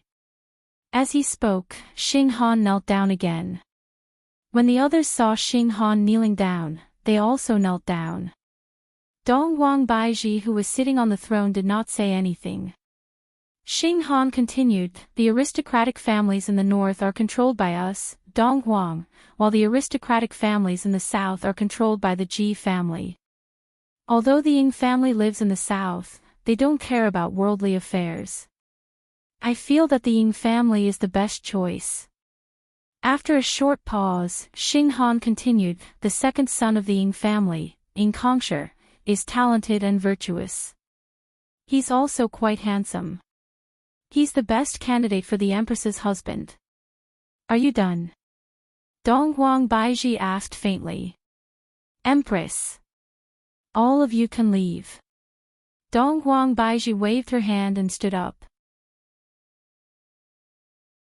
Yuan De immediately rushed out. This subordinate has something to report. It's about Long and City's Qing Bar. Dong Huang Baiji's body trembled, and in an instant, all sorts of emotions appeared on her face. The 8 subordinates of Dong Huang Baiji had their heads lowered in hesitation, and they did not notice the complicated changes that were happening to Dong Huang Baiji. A small leisure bar is of no importance to me. Dong Huang Baiji placed her hands behind her back and prepared to leave. Yuan De hurriedly shouted out, Your Majesty, the conflict between the north and the south this time was caused by this leisure bar's owner. His name is Yi Hua. So he is called Yi Hua. This cruel man was called Yi Hua. Because his back was turned, the 8 subordinates couldn't see his angry and ferocious face. However, everyone else was looking at Yuan De. Why did he bring such a small matter up? Yuan De ignored him and continued, This man has a wife. Her name is Qingya, and she is pregnant. Every single word that Yuan De said was like a sharp blade, stabbing into the weakest part of Dong Huang Baiji's heart. He had a wife. With child. Then what does that make me? Dong Huang Baiji's memories instantly returned to 3 years ago. The situation on that day was more or less the same as today, just that, back then, her father was sitting on the throne, and on the second day, she ran away from the throne, and on the second day, she met with the owner of the leisure bar. She, who was in an extremely bad mood, was convinced by the owner of the leisure bar and ended up having sex with the owner of the bar. But when he heard that it was his first time, he felt a little better. He even said that he wouldn't touch the same woman twice and told him not to look for him. At that time, he laughed. Did he really think he was a god? He was the most narcissistic person he had ever met. After playing around in the secular world for half a month, Yi Hua returned to Voidless Realm. Yi Hua didn't expect that her father would fall sick, and at that time, she was rather worried. However, the sage doctor who was taking a look at her father's illness was actually able to tell that she was pregnant. How is this possible? However, after the diagnosis, she was dumbfounded. She was really pregnant. She didn't even need to think to know whose child it was. At that time, her father flew into a rage, and his illness worsened. Everyone advised her to abort the child. This was a disgrace to the Dong Huang bloodline. However, he could not bear to do so. This was a life. After resisting for a month, she couldn't take it anymore, and running away was the only choice she had. But where could she run to? At that time, there was only one place that appeared in her mind, and that was Leisure Bar. When she was at that time, she was still thinking about some beautiful things. Although it was an accident, she was able to get to know the other half of her life. However, she never expected that she would wait day after day. Every night, she would see Leisure Bar closing its doors. She would even raise her head to look at the room on the second floor where the lights were still on. Why is it that when you are just a few meters away from me, you aren't willing to come down and take a look at me? Disappointment after disappointment caused her heart to become disheartened. After half a month, when she returned, her father had already left. That day was the darkest day of her life. It was as if she felt that the entire world was abandoning her, and she even thought of committing suicide to end her life. However, when she thought about her child, she endured it. Her child looked a lot like him. Every time she saw her daughter, she would think of that heartless man. What was laughable was that, right now, he had married a woman and was even pregnant. To only touch the same woman once, how laughable was that? To think that I actually believed it. Why were you so heartless when I was pregnant, but you were able to marry this woman? Yuanda. Dong Huang Baiji called out faintly, just that. Her tone was so oppressive that it made people tremble in fear. Subordinate is here. Regarding the matter of going to Ing family to propose marriage, I'll leave it to you. I'll marry her. After finished speaking, Dong Huang Baiji left with her hands behind her back. The 7 people in the palace still hadn't reacted to what just happened, and only Yuanda let out a sigh of relief. It's finally settled. Hey, what's going on? Why did Her Majesty suddenly agree to it? Xing Han walked over and asked curiously. Yuanda laughed lightly. Her Majesty has been thinking about a person. As long as that person is removed from her mind, there wouldn't be anything for her to think about anymore. The 7 people went into a daze and began to admire Yuanda. They didn't expect that Yuanda would be able to find out about what happened back then. Everyone, keep this matter a secret. It concerns the reputation of the Dong Huang family. Yuanda said with a smile, then left the palace with everyone else. Dong Huang Baiji didn't return to her room. She sat in the garden and stared blankly at the stars in the sky. Her pair of delicate hands were clenched so tightly that her nails had pierced into her palms, causing her palms to be devoid of blood. After a long while, Dong Huang Baiji walked towards her daughter's room. Before she even got close to her daughter's room, she could hear the sound of someone tapping on a keyboard. Dong Huang Baiji's expression immediately became cold as she fiercely pushed open the door and entered the room. Dong Huangli, who was currently playing a game, was startled. She hurriedly turned off her computer, then lowered her head and stood obediently at the side. Kneel down. Dong Huangli took down her keyboard, then with a plop sound, knelt down onto the keyboard. I feel that my mother is acting rather abnormally today. I have to be a bit more careful. Dong Huang Baiji walked towards the front of the computer and stretched out her palm. Noiselessly, the monitor and the computer turned into dust and floated out of the window. Dong Huangli looked at the screen stupidly. This is the only thing that I have that can come into contact with the outside world, and my mother destroyed it.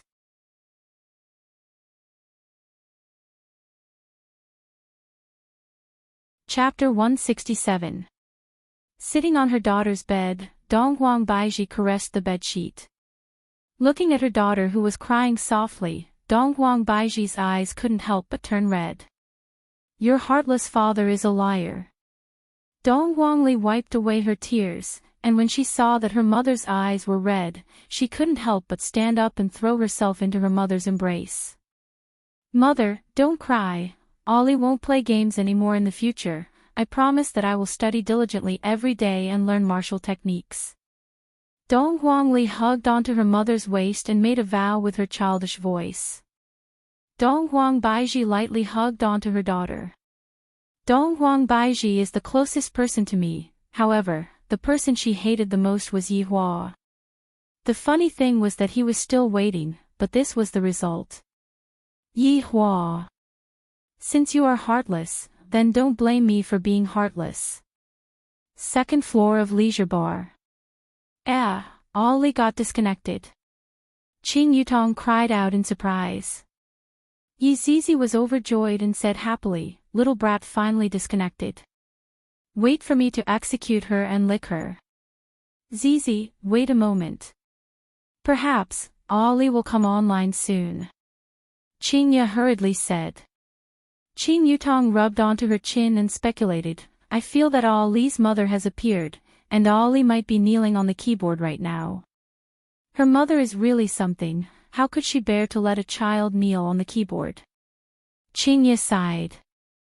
If it was her own child, she would definitely not bear to let her child kneel on the keyboard.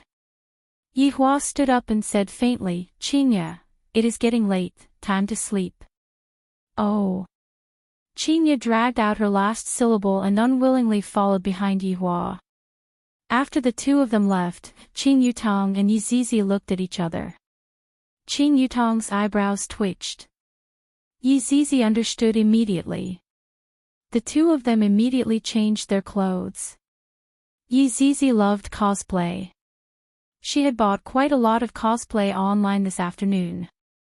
There were dark, girly, sweet, and all kinds of cosplay styles. Delivery within the same city was really fast. Yi Hua returned to the bedroom and said to Qinya, "Change the quilt and bed sheet." "Why? Isn't it clean?"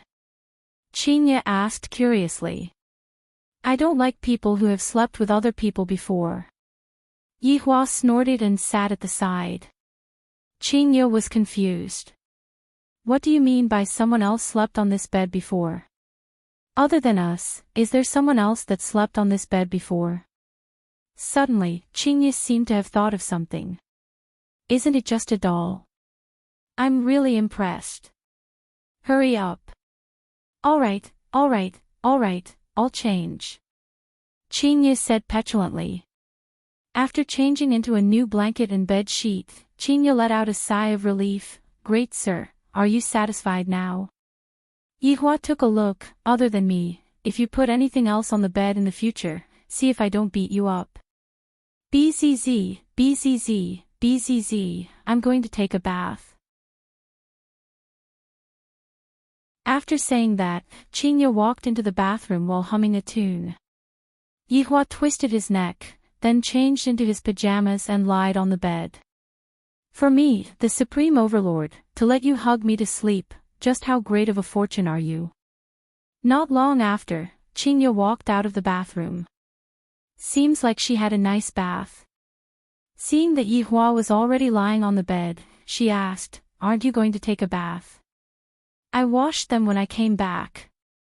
"Quickly go and take another shower." Qinya pulled onto Yi Hua's hand and pulled Yi Hua up. Yi Hua wrinkled his brows. "Are you sick?" Qinya sniffed. Such a big smell of smoke, let's quickly go." Yi Hua sighed. This woman is truly annoying. 5 minutes later, Yi Hua walked out of the bathroom, and Qinya, who was on the bed who was currently booking a plane ticket, went into a daze. So fast. Yi Hua did not say anything. After lying on the bed, he hugged onto Qinya. Qinya's face turned red. Recently, this fellow is becoming more and more shameless. In the past, I wished that I could stay far away from him, but now, I wish that I could stick onto him 24 hours a day. However, lying in Yi Hua's embrace felt really comfortable and gave me a sense of security. It was as if even if the sky were to collapse, Yi Hua would be there to hold it up, and furthermore, it was the kind that would be extremely easy. "This blanket is too short," Yi Hua said gravely. Qinya, who was in his embrace, was startled. This fellow actually knows how to speak sweet words. Did the sun rise from the west today? Annoying, Qinya bashfully punched onto Yi Hua. "We are already an old couple, yet you are still so flirtatious, big baddie." Yi Hua did not know what this woman was doing and continued, "This blanket is too short." "I know, I will still be together with you in my next life." Yi Hua was stupefied by this woman's IQ. "What I am saying is that this blanket is too short." Blanket. Blanket. In order to emphasize, Yi Hua's exposed legs even trembled a little. Qinya seemed as if she had eaten a fly, and the corner of her mouth twitched slightly. "I thought that Yi Hua was saying that this lifetime is too short, but I didn't expect that he was talking about a blanket." Yi Hua slowly lifted up Qinya's blushing face and said faintly, "You are very greedy, to actually want my next life." "Go and die, who wants your next life?" Qinya directly buried herself in Yi Hua's arms. "This is too embarrassing." Yi Hua laughed lightly and held on to his head of hair. "The days are gradually not that boring anymore." Not knowing how much time had passed, Qinya suddenly asked, "Are you asleep?" Yi Hua responded. "I am so excited that I can't sleep." Upon thinking that they were going to take wedding photos soon, Qinya started fantasizing about what would look good on her, what would look good on Yihua. Yihua hugged onto Qinya's shoulders and said faintly, "You will naturally be able to sleep when your heart is calm." "Yihua, let me count the sheep." "Childish. Come on, I want to sleep," Qinya continued, "let me start." "1 sheep." Qinya said with her eyes closed. 2 sheep. Yihua said helplessly. 3 sheep. 4 sheep. Beautiful sheep. Lazy. Lamb. Qinya mumbled. Roasted lamb. Yihua wrinkled his brows. Lamb hot pot.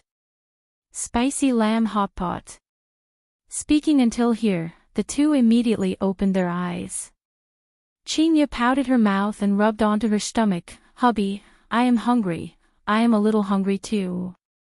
Yihua was originally not hungry, but as he spoke, he started to feel hungry. What is more important than eating? The two put on their pajamas and directly went out. However, right when they opened the door, they saw the 2 thieves. "What are you two doing?" Yihua shouted out. Qin Yutong and Yizizi could be seen bending their bodies and walking with small steps. This is not the main point, the main point is their dressing. "Chuyin?" Qinya asked curiously, "What are the two of you dressing up like this for in the middle of the night?" "To scare people." Qin Yutong immediately reacted and said, "Zizi said that she didn't eat her fill at night, so I brought her out to eat supper." "Just nice, we are going out too, let's go together." Qinya shook her head helplessly. Qin Yutong and Yizizi immediately collapsed. They originally wanted to go out to dance disco, but in the end, before they even reached the staircase, they bumped into Yihua who was going out. How can we be so unlucky? It was still that King Song Mansion's hotpot restaurant. The main point was that it was only a few steps away.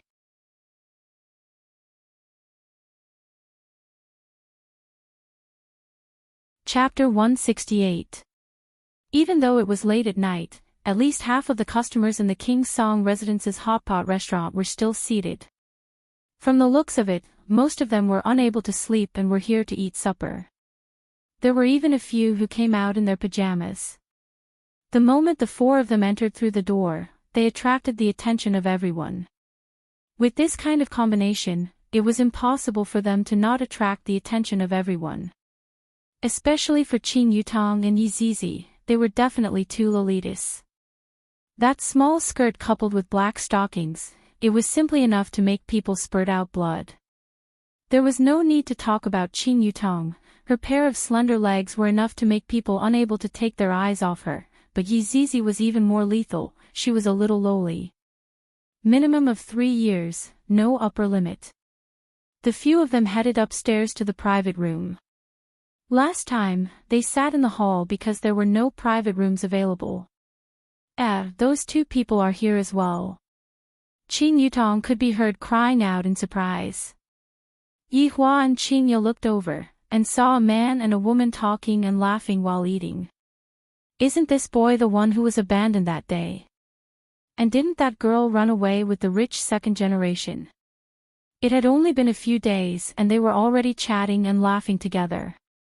The fire of gossip ignited within Qin Yutong's heart, just that, she was stopped by Qinya.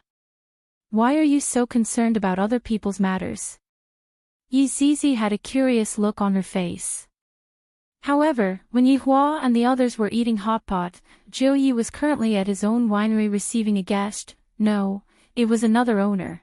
At this moment, Lord Zhou was lying on the ground, and a black vortex appeared in front of him. "Master, this lowly one has received news that Emperor Tsang is dead. But the cause of death is unknown," Lord Zhou said while trembling with fear.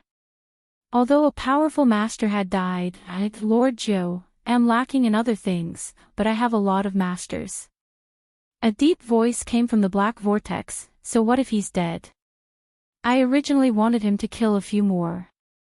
Lord Zhou felt that it was not convenient for the owner of the black vortex to reveal himself. He was definitely a powerful person and wanted to use someone else to do his dirty work. Go to Sonia tomorrow. Someone will tell you what to do. Yes. After finished speaking, the black whirlpool disappeared. Jiu Yi slowly stood up and let out a breath. For me to be able to get to my current position, I have to rely on the help of these masters. Just that, why did Emperor Tsang die just like that?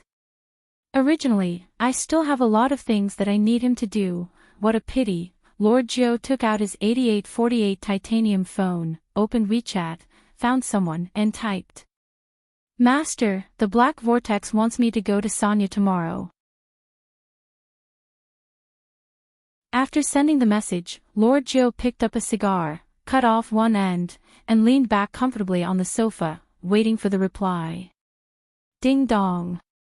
Lord Jiu immediately checked the replies. Observe the situation and wait for my orders. Yes. Lord Jiu laughed. Why were these big shots killing each other for no reason? Luckily, Lord Jiu had a good brain. But what was going to happen to Sonia? He was really curious. In a park in Longpan City, it was pitch black here. However, there were two shadows sitting on a bench, flickering with a faint light. One could even hear them if one walked closer. Bu, they were the duo who had refunded their rent and came out to sleep in the park. They were probably the bitter duo. Death Mage and Sun Fong were holding on to their phones, and beside them was a power bank. Death Mage and Sun Fong were using all their strength to press on the screen, especially Sun Fong. It was as if she had a grudge against the screen. Suddenly, Death Mage's phone's battery was low. Death Mage picked up the battery pack and took a look at it. He immediately sent a WeChat message to Sun Fong. Looking at the WeChat message that Death Mage had sent over, Sun Fong sneered. You want to have a power bank? Go and die. You tricked me out and said you have a solution. Is this the solution? Sleep in the park. This scoundrel is just cheating me of my rent. Reply, return the money. Death Mage immediately typed a reply. If you don't give me the power bank, how am I going to fish? If I don't fish, how am I going to return the money to you? It seemed to be quite reasonable, but Sun Fong wouldn't fall for it. She protected the power bank within her bosom. Return the money, return my life, return my innocence. Death Mage replied, don't force me to make a move. Sun Fong wasn't afraid at all. Come and try. Death Mage could be seen placing his precious phone and power bank at the side, then directly pressed Sun Fong down on the bench. This scene was a bit erotic. You damned skeleton, let go of me, scoundrel. My entire body is hard. Sun Fong pressed onto Death Mage's sternum with both of her hands and pushed with all her might. However, how could this little bit of strength be Death Mage's opponent? GGG. Imperial translation, are you giving or not? Although Sun Fong didn't know what Death Mage was saying, she seemed to be able to feel it. Not giving, get lost. Death Mage could be seen grabbing towards the power bank, but his position seemed to be a bit off. The two seemed to have been paused. Death Mage felt that his hand was a bit soft, and he tried again. Sun Fong opened her beautiful eyes wide. My chest is actually being attacked by a skeleton. Shameless skeleton, I am going to kill you today. Sun Fong could be seen taking the initiative and pressing Death Mage down, and Death Mage reacted quickly and pressed his bone hand onto her chest.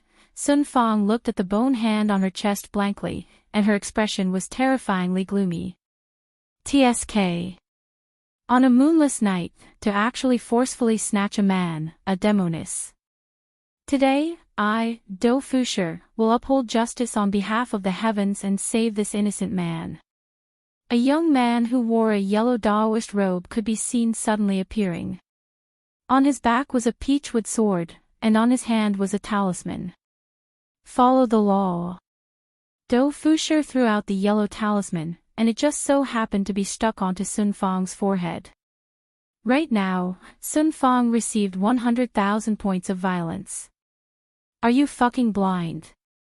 It just so happens that I don't have a place to vent my anger, consider yourself unlucky.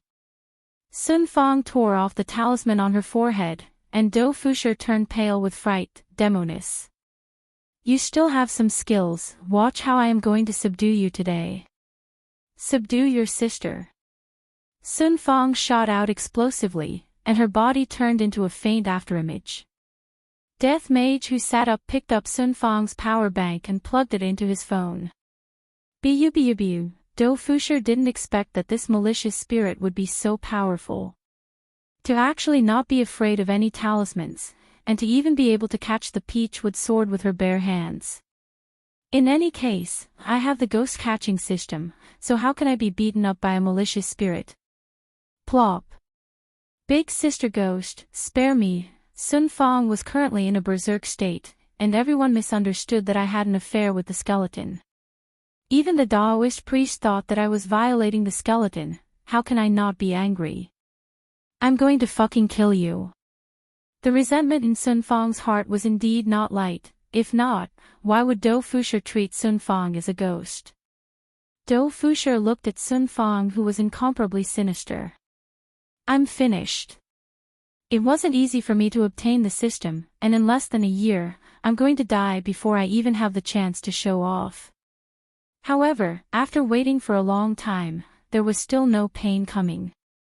Could it be that this is death? Let go of me, I'm going to kill this Taoist priest who is full of nonsense. Death Mage could be seen holding onto Sun Fong's waist with one hand, while Sun Fong was baring her fangs and brandishing her claws at Do Fusher. Do Fusher slowly raised his head. At this moment, the moonlight just happened to shine onto Death Mage's face, and Do Fusher's eyeballs were about to pop out.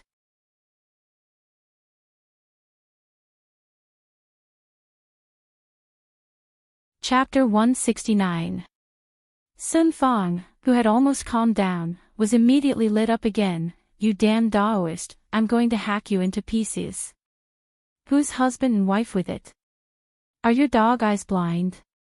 Death Mage immediately typed a message with one hand, then showed it to Sun Fong. He seems to be quite rich, it won't be too late to kill him after we snatch his money. Sun Fong, who was so angry that her chest was heaving up and down, gradually calmed down and said in a sweet voice, let me go. Death Mage let go of Sun Fong's willowy waist. I didn't expect that a human's waist would feel so good to the touch. It is soft and very comfortable. It's no wonder that both his honor and master have women, this is probably what his honor likes, right? Hugging Sun Fong at night feels very comfortable. Looking at Sun Fong, who was not far away from Death Mage seemed to have understood why his honor wanted Sun Fong to fall madly in love with him. So this is a reward for me. I am truly stupid, only now did I understand his honor's painstaking efforts. I didn't expect that his honor would actually be so concerned about the private life of his subordinate. I am truly touched. Sun Fong walked up to Do Fusher and shouted, hand over the money. Do Fusher thought that he was going to die, but he didn't expect that the evil ghost couple only wanted money. Sister Ghost, this is all I have. Do Fusher took out his empty wallet. There was only about 20 yuan in it. He was even poorer than her. Sun Fong kicked him. It seemed like she was very angry. Don't think that I don't know. Who still carries cash these days? WeChat transfer. Sun Fong shouted. F***ck me. Now, evil ghosts are in sync with the times. They're even using WeChat to commit robbery. He had underestimated this vengeful ghost's cultivation. Bastard! Hurry up and come over here. Sun Fong shouted towards Death Mage. However, Do Fusher, who was kneeling on the ground, was stunned. Are all ghosts so affectionate these days? Sister Gui, I'm just trying to make a living. There are fewer and fewer ghosts these days. They've all been captured by the big sections. I really don't have much money. Do Fusher begged bitterly. Humph. So you're an orphan. Stop quibbling and transfer the money. Orphan. Do Fusher's heart was bleeding. After adding him on WeChat, Sun Fong shouted, transfer 10,000 first. Now, even ghosts know that WeChat can only transfer 10,000 yuan a day. Death Mage happily accepted the 10,000 credits, then typed a few words, kill it. Sun Fong raised her hand. Big sister ghost, I can still transfer 10,000 tomorrow. Do Fusher immediately shouted. Who cared if it was useful or not, staying alive was more important. Death Mage was overjoyed. However, Sun Fong didn't care so much. Only death could calm her heart. It was a money tree that could drop money every day. It would be a pity if it died. Death Mage hugged onto Sun Fong, who had gone berserk once again. However, Sun Fong's delicate hands had already fallen onto Death Mage's body. Do Fusher looked at the cracked ground beside him, and his back turned cold. Big brother Gue was the best, sister Gue was too cruel. Let me go, I want to kill him. Dead ghost, quickly let go of me. Sun Fong struggled within Death Mage's embrace as she scratched and bit at Death Mage. Death Mage let out a breath. This woman is truly insane. Seems like I have no choice but to use my trump card. As long as I use my trump card, I can guarantee that she will immediately faint. That is, kiss of death. Death Mage gave out his second kiss in his life, and Sun Fong opened her beautiful eyes wide. Looking at the empty eye sockets in front of her, her eyes rolled and she fainted. Do Fusher slowly lowered his head. I am still a child, big brother Gue, are you very short of money? Do Fusher asked. Death Mage, who was hugging onto Sun Fong, typed on his phone, tell me. I just passed by a winery, and I heard that something big is going to happen in Sanya, and there is money to be made from it.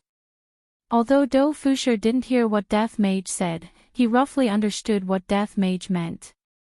Is there really such a thing? Death Mage typed and asked. In order to save my life, even if there isn't, I have to say that there is. Big brother Gue, how would I dare to lie to you? Death Mage thought for a bit.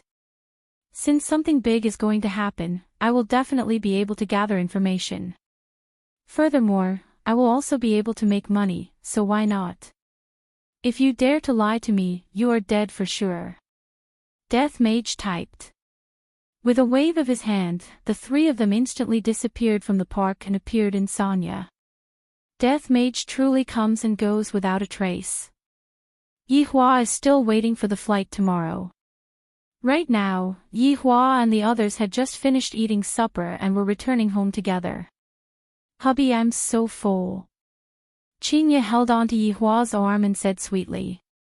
After the misunderstanding was solved, Qinya became like a little girl and liked to act cute in front of Yi Hua. Yi Hua patted onto Qinya's head, who asked you to eat so much. So full, Zizi is also full. The two Chuyin that were following behind Qinya held onto their waists and looked as if they were going to die from bloating. These are the three foodies. Of course, the one who looks good is called a foodie, the one who looks ugly is called a rice bucket. Returning back to the bedroom, Qinya, who had eaten and drank to her heart's content, instantly fell asleep. She was the kind that wouldn't wake up even if you shouted at her. Early morning. The weather today was not bad, the sun was not very big, suitable for going out for a trip. Yi Hua opened his eyes and looked at his chest. Seems like Qinya's drooling problem is finally gone. Wake up. Raising his hand, Yi Hua lightly patted Qinya, wake up. No, it is still early now, our flight is at noon. I will buy breakfast for you. Yi Hua was a man who kept his promise. Since he had promised, he would definitely fulfill it. Qinya hugged onto Yi Hua tightly, you are not allowed, I will buy breakfast for you later. Yihua had no choice but to carry Qinya and throw her into the washroom to let her sober up a bit. However, the sound of Qinya fighting Yihua to the death could be heard from the washroom. The result was, of course, Qinya was defeated. Big sister Qing, why are big cousin and the rest so noisy? Yizizi lied on the bed and asked in a daze. Qing Yutong had even more of a bad sleeping posture. The blanket was kicked off the bed as she muttered, "It will be fine once you get used to it." Oh, while smoking, Yihua walked out of leisure bar and arrived at the entrance of the alley. 2 pancakes, one of them with eggs and sausages. Yihua stood in front of the aunt and shouted. Upon hearing that, the aunt smiled and said, "Have you reconciled?" Yihua did not speak. "Stop pretending, what is there to be shy about? Coaxing your wife is a natural thing to do. Which eye of yours saw that I am pretending? Do you believe that I will not eat here anymore in the future?"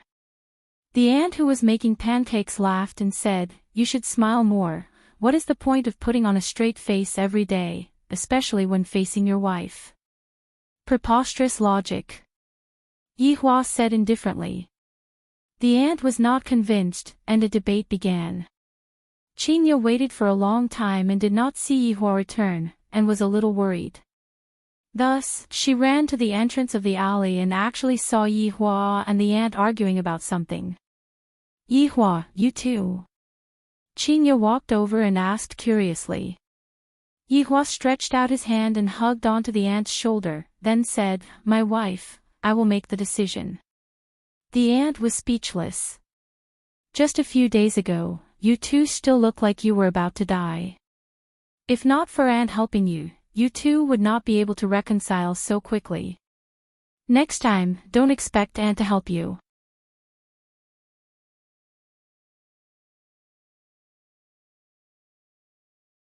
Chapter 170. While eating the aunt's crepe, Yihua snorted.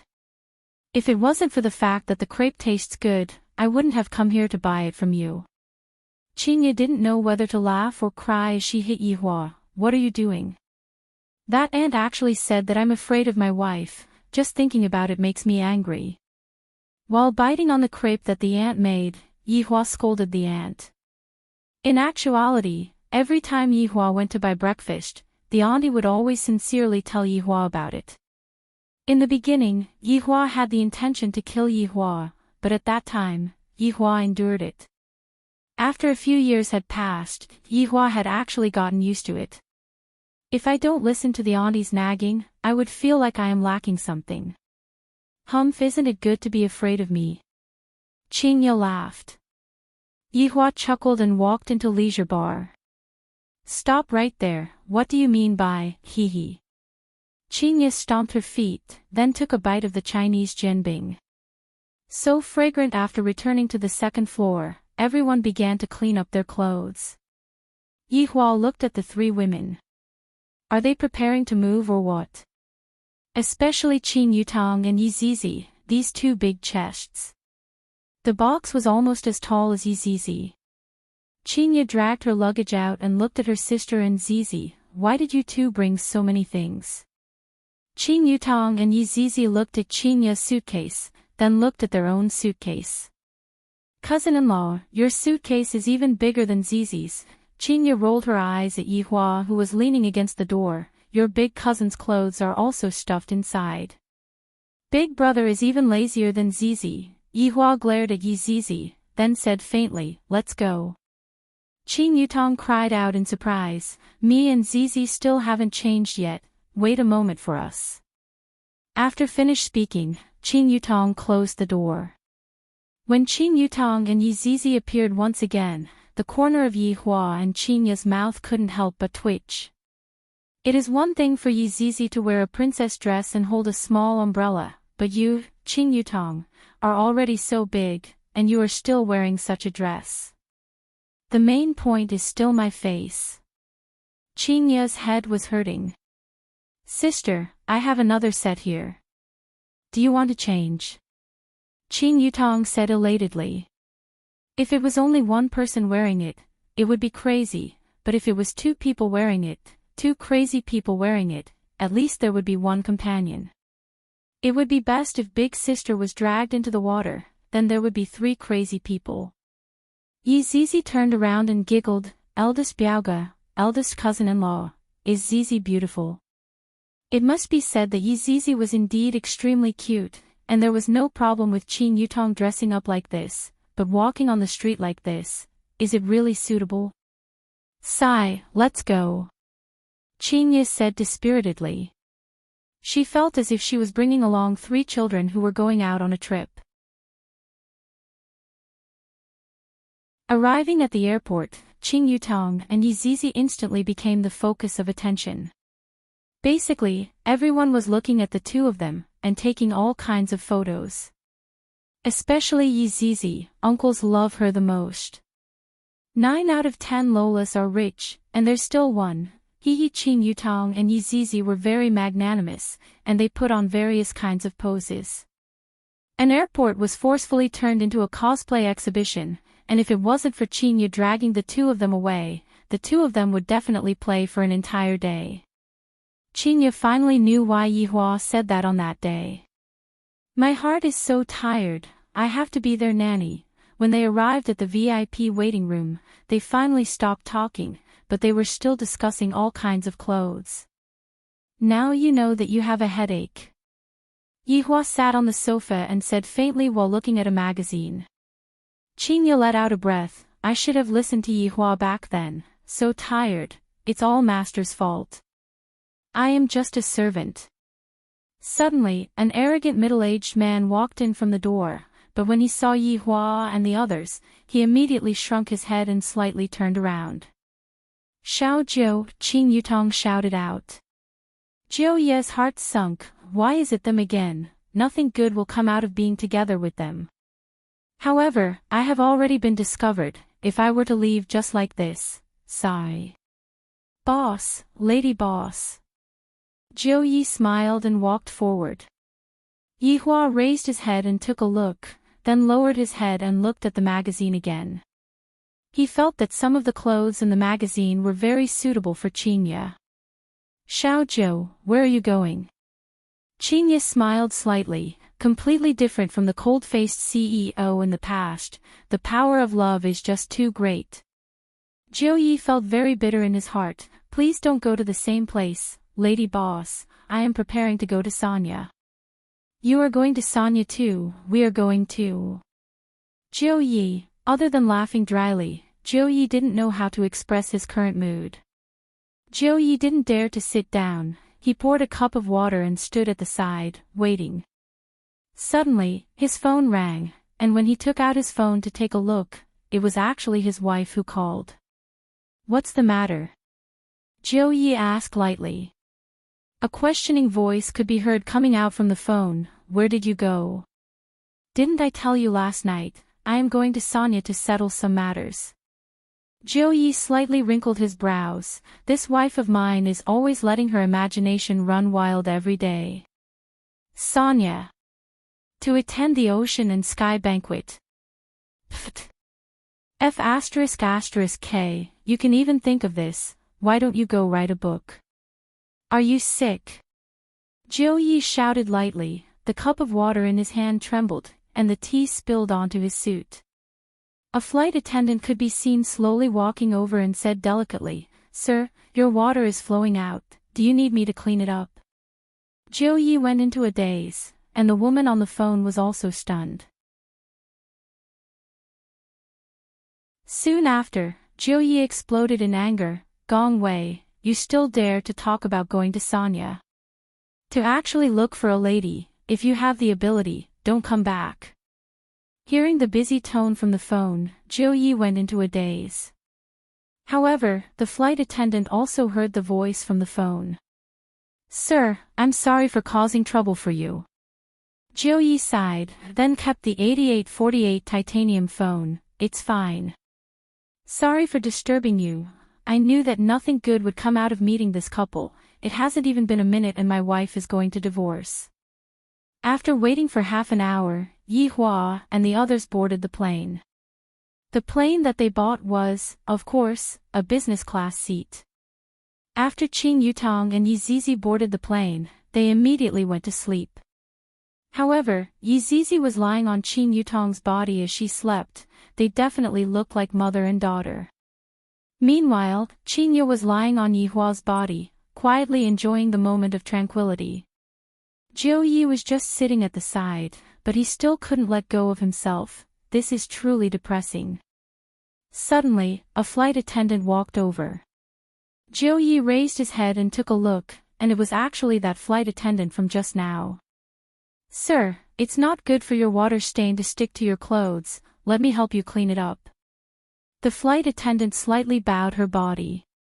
Jiu Yi was an experienced person, and he immediately understood what this flight attendant meant. "Interesting, since you want to help me clean it up so much, I will help you clean it up then. Where are we going?" "Sir, follow me, there is a place to change clothes here." The so-called place to change clothes was the washroom, and when Jiu Yi walked out of the washroom had indeed been cleaned up. After flying for 1.5 hours, they finally arrived at Sanya International Airport. Qing Yutong and Yizizi were holding onto a small umbrella, and they had a sleepy look on their face, making them look very lovable. "Boss, lady boss, where are you two staying? I will send you two there," Jiu Yi said courteously, feeling that he could finally get rid of them.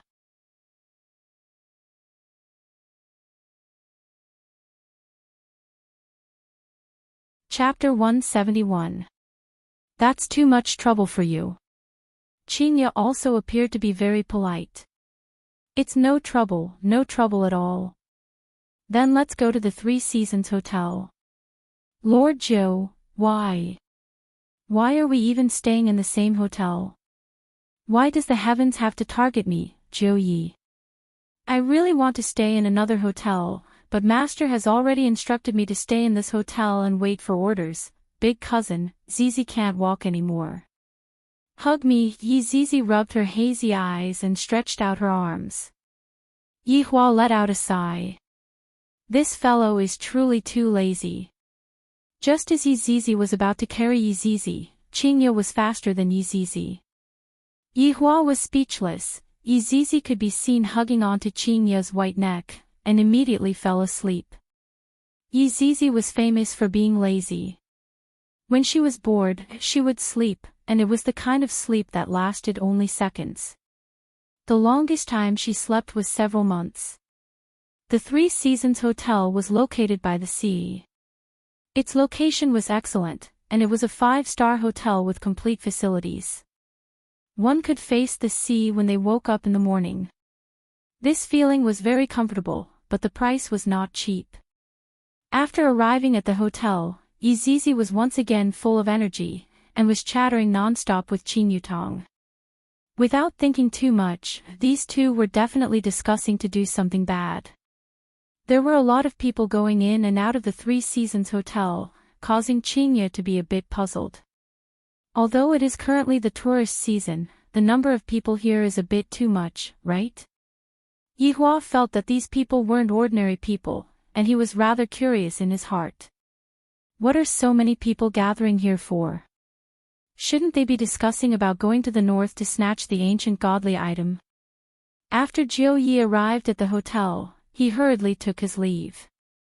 "Although I really want to hug onto this thigh, but I feel that this thigh is very dangerous, even more dangerous than those masters.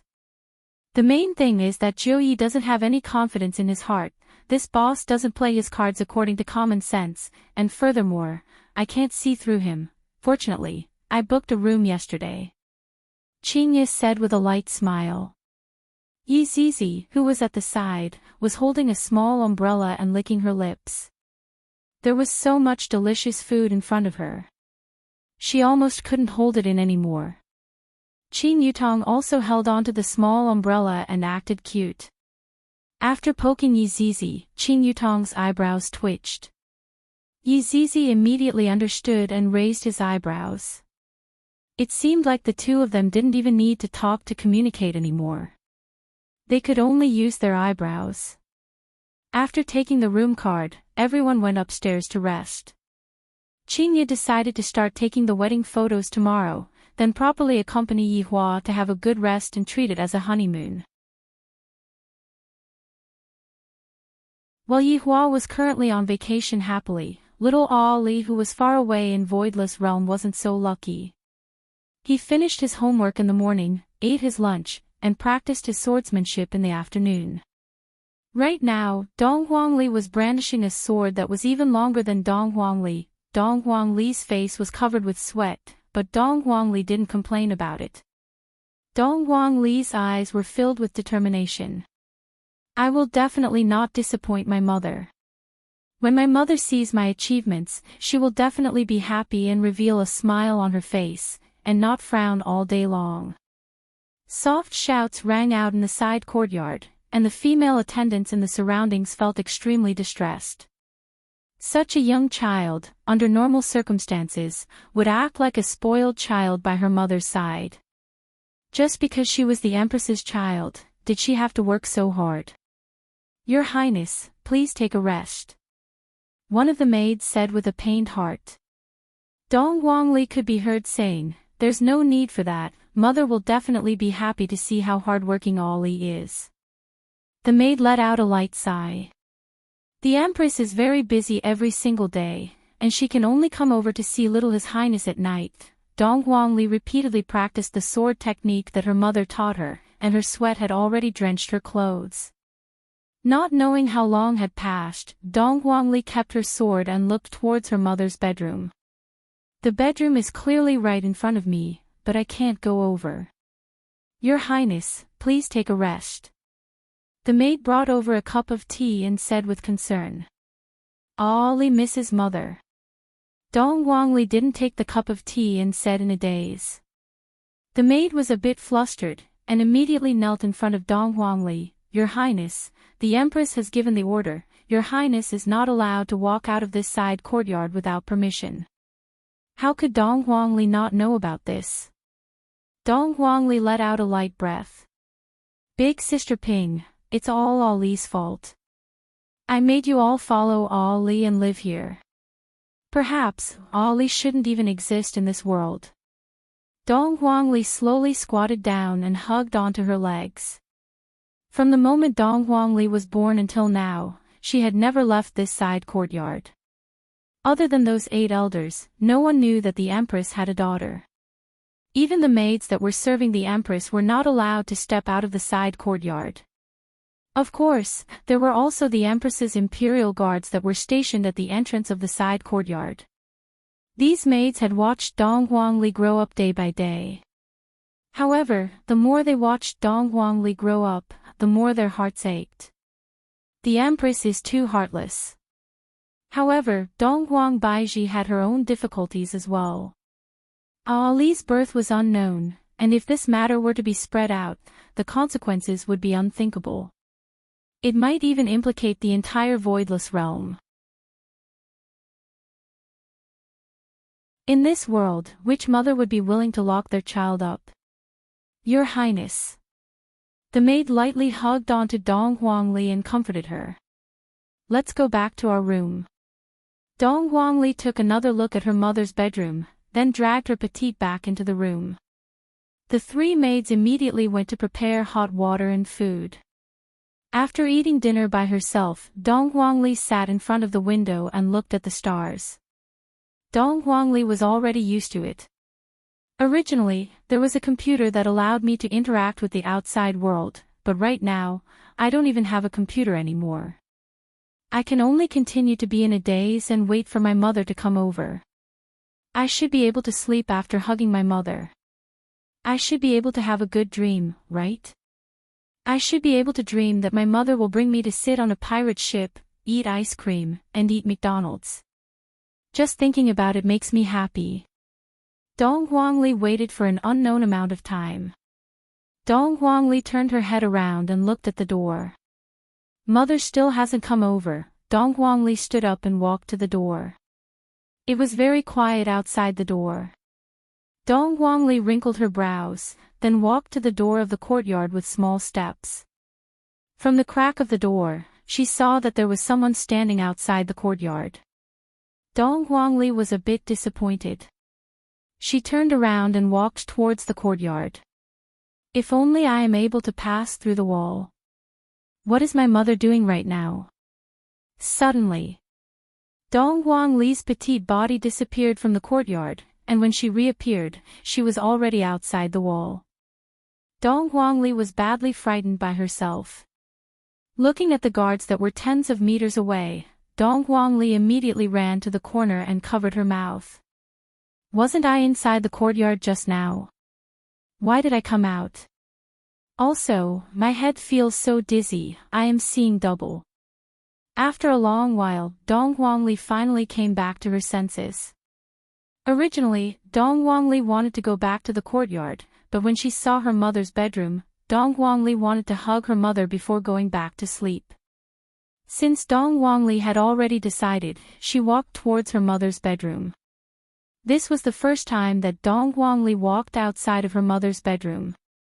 Every single grass and every single tree was able to arouse Dong Huang Li's curiosity. Unknowingly, Dong Huang Li felt very happy. Soon, Dong Huang Li arrived outside of her mother's bedroom. Dong Huang Li muttered, "There are so many guards, if only I could go in like how I did just now." Dong Huang Li immediately appeared inside the bedroom. However, Dong Huang Li was currently holding onto her head, looking like she was about to faint. However, when Dong Huang Li saw that the bedroom was right in front of her, Dong Huang Li became very excited. The lights in the bedroom are still lit, mother should still be dealing with some matters. Dong Huang Li felt that she should go and pour a cup of water for her mother to drink and tell her mother to rest early.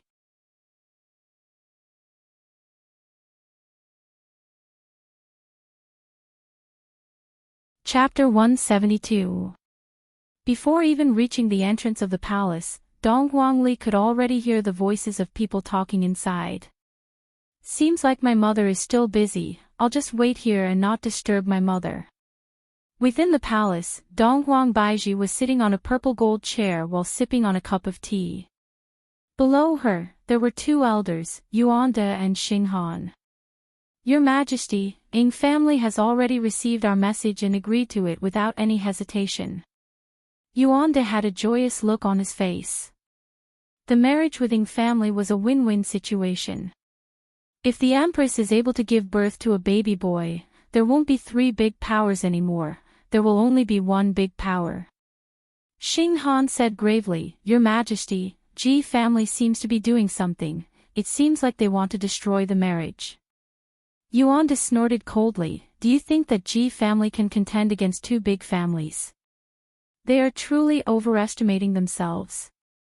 This marriage is related to the change of the entire situation, the aristocratic families and the big sects are getting restless. Xinghan was a bit worried.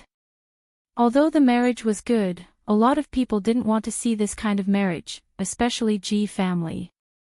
Dong Huang Baiji placed her right hand on her chin and asked faintly, what is the reaction of the aristocratic families in the north? Yuanda paused for a moment, then said with a frown, the 5 aristocratic families have sent their reports, 3 congratulate and 2 oppose. What is the reason for the opposition? Dong Huang Baiji asked calmly. Yuanda and Xinghan looked at each other, then Xinghan said gravely, Your Majesty is noble and holy, how can a mortal be worthy of the Empress? Dong Huang Baiji laughed lightly, but she didn't say anything. After a while Dong Huang Baiji asked, what is the situation inside Ing family?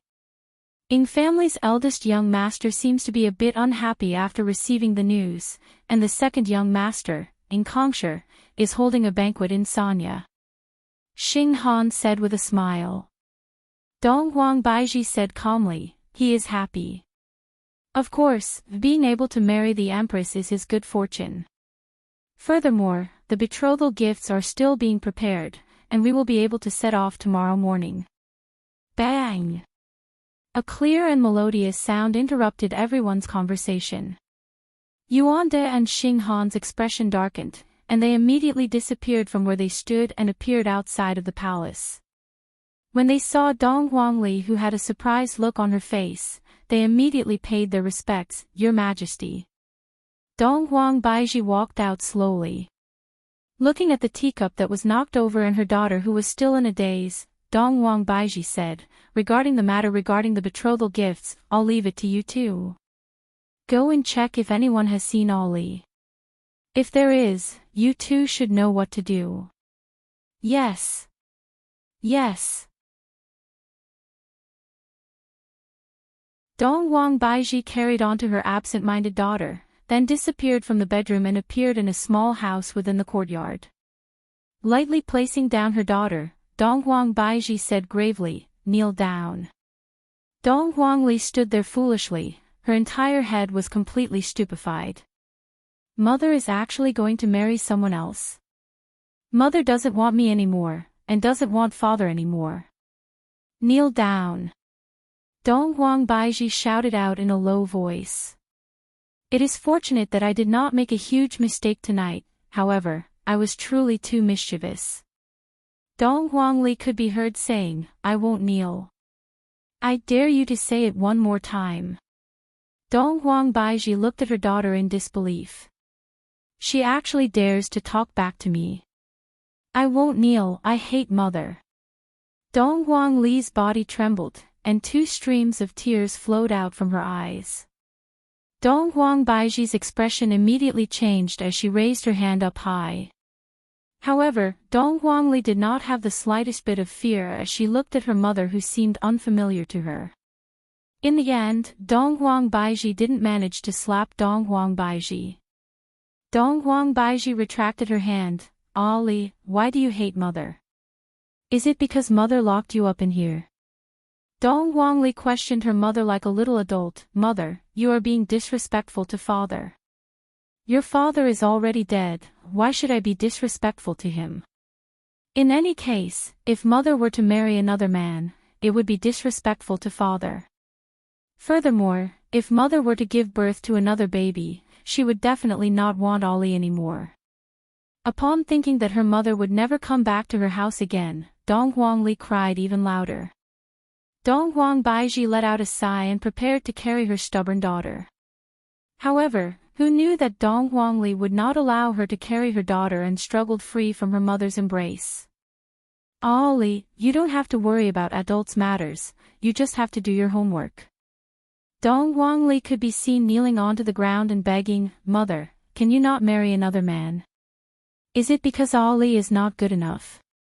Ali can sleep a few hours less in the future. As long as mother is happy, Ali is willing to do anything. Dong Huang Baiji's expression changed, however, she gradually regained her calmness and said, Go and rest early. After finished speaking, Dong Huang Baiji walked out of the house. However, when Dong Huang Baiji closed the door, a stream of tears flowed out from her eyes. However, very quickly, the tears evaporated, and the delicate look on her face disappeared. Ali, who was inside the house, sat powerlessly on the ground. Mother doesn't want me anymore. Within the 3 Seasons Hotel, Yihua had already fallen asleep while hugging on to Qingya, and Qingya, who was sleeping, had a smile on her face. I reckon that she was having a good dream. In another room, Qing Yutong and Yi Zizi began changing their clothes again. Big sister Qing, what clothes are we going to wear tonight? The uniform is still 2D, and it is still the maid uniform. Yi Zizi flipped through her suitcase, and inside the suitcase, there were all beautiful and cute clothes. Qing Yutong took out a set of nurse uniform, then revealed out an evil smile. Zizi, how about this set of mine? Awesome, then what should I wear to go to the disco dance? Yi Zizi said dispiritedly. Big sister will help you choose, this lowly version of the teacher uniform is quite cute. Wow, big sister Qing's eyes sure are good, it is the same as what Zizi was thinking. Yi Zizi hugged onto the clothes, seemingly like they were treasures. Change into the clothes, let's go. Go go. Not long after, the two changed into the uniforms. There was no need to talk about Qing Yutong, she wore a little white cap, matched with the nurse uniform, and added with white stockings, she was simply able to make people's blood spurt out. However, if Qingyu were to see her little sister's appearance, she would definitely pick up a kitchen knife and chase after her, because right now, Qing Yutong still looked like her big sister. The lowly version of the teacher uniform on Yizizi was even more incredible, especially those two ponytails. Yizizi really wanted to grab onto one with each of her hands. Damn, Zizi, you are too cute, let big sister kiss you. Don't want. I won't let you kiss me. Qing Yutong didn't care so much and directly pounced onto Yizizi. The scene was a bit erotic, fill in the blanks yourself. After playing around for a short while, the two walked towards the bar downstairs of the Three Seasons Hotel. When the passers-by saw the two's attire, they were undoubtedly dumbfounded. Dressing up like this in the middle of the night, aren't you afraid of losing contact? In another room of the hotel, Jiu Yi also received the orders of his two masters. Right now, Jiu Yi was very gloomy. My two masters actually told me to go and kill someone, and it is even the same person. Isn't this too much of a coincidence? If I knew that it would be like this, I would have called someone else. I am not an assassin. Looking at the photo on my phone, this man is quite handsome. It is a pity that he provoked someone that he shouldn't have provoked. Jiu Yi raised up the two bottles in his hands. Killing someone without a trace. I heard from my masters that after drinking this medicine, I won't die for the time being, but when I want to die, I will die. These two masters are thinking the same thing.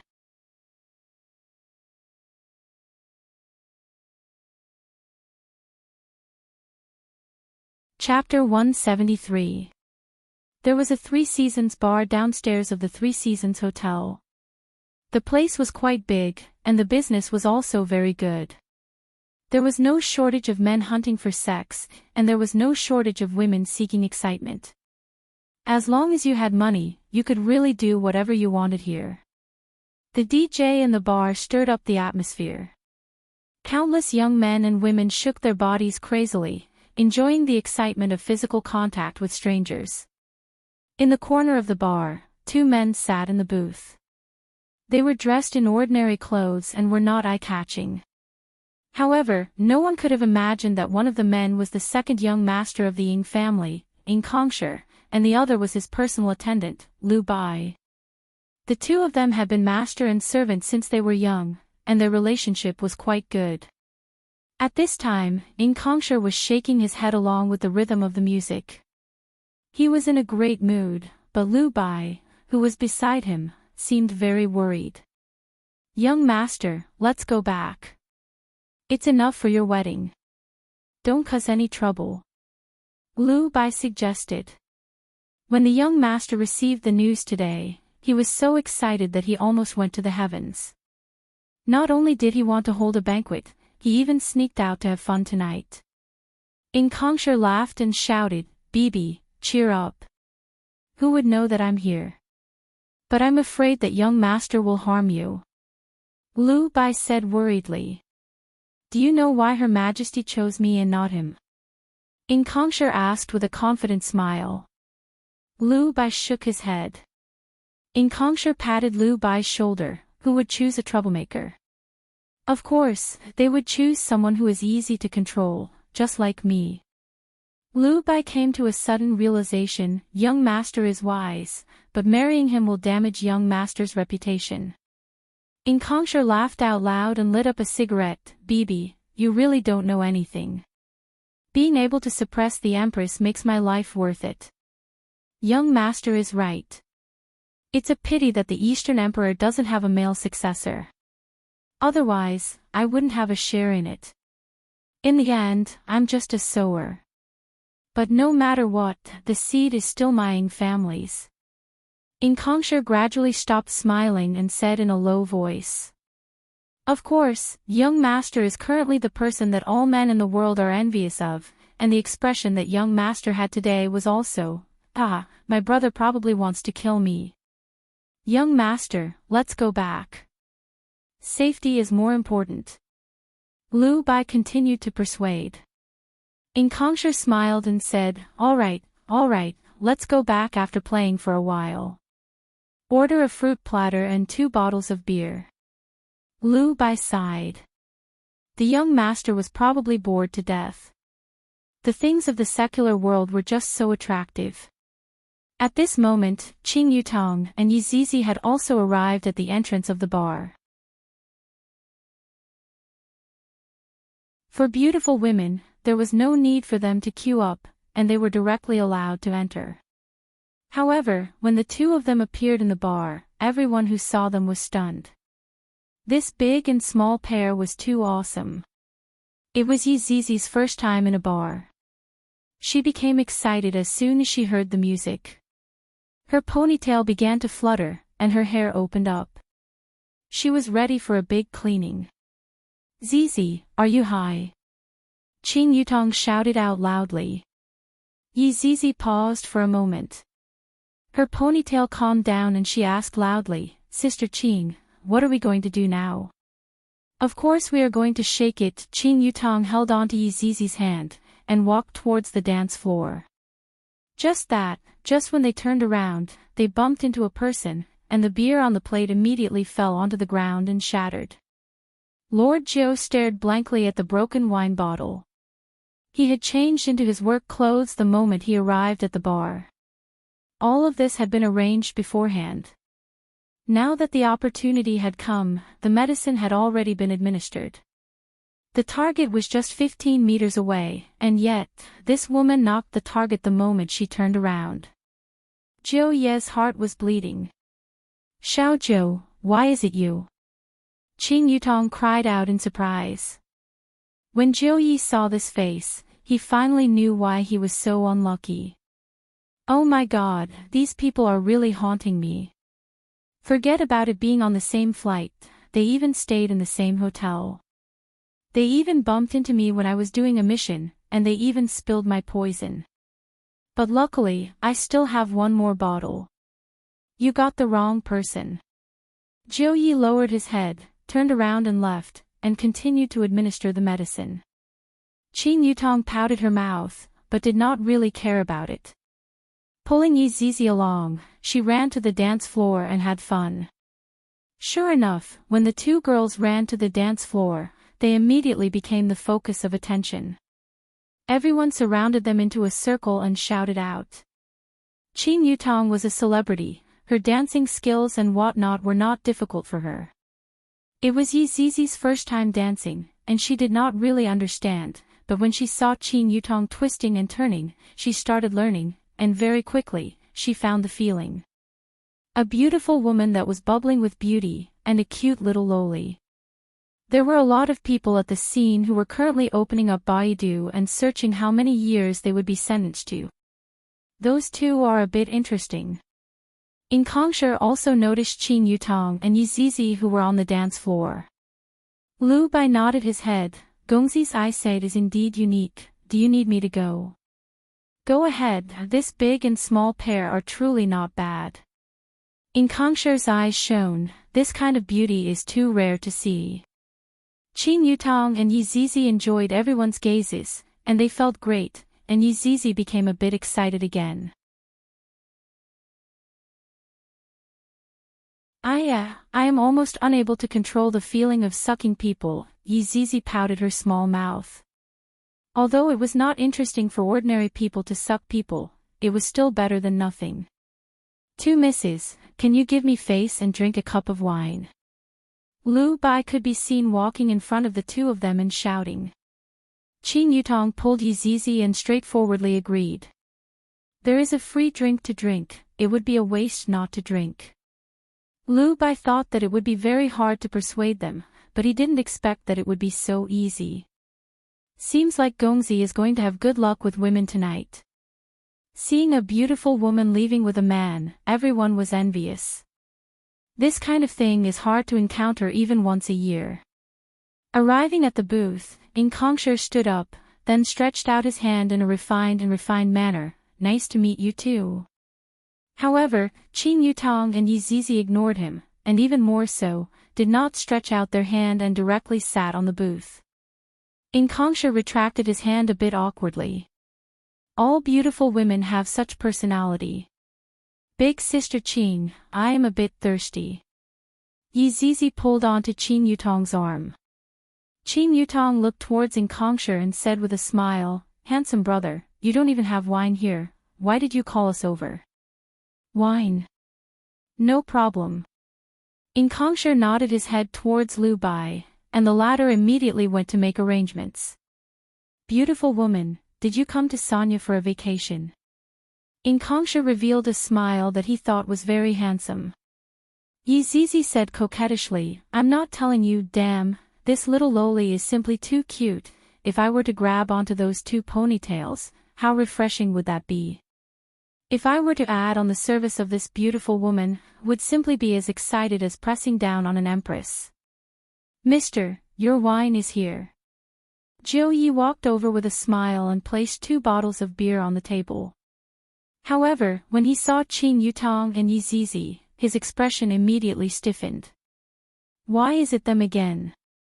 It is one thing to encounter them in the same bar, but to actually sit beside my target, what if they were to drink this wine?"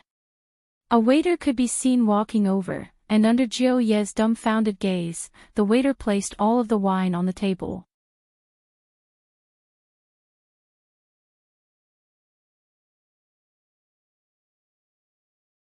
Chapter 174. Lord Jiu was on the verge of tears. Qin Yutong was very puzzled. What exactly is this 9th master doing?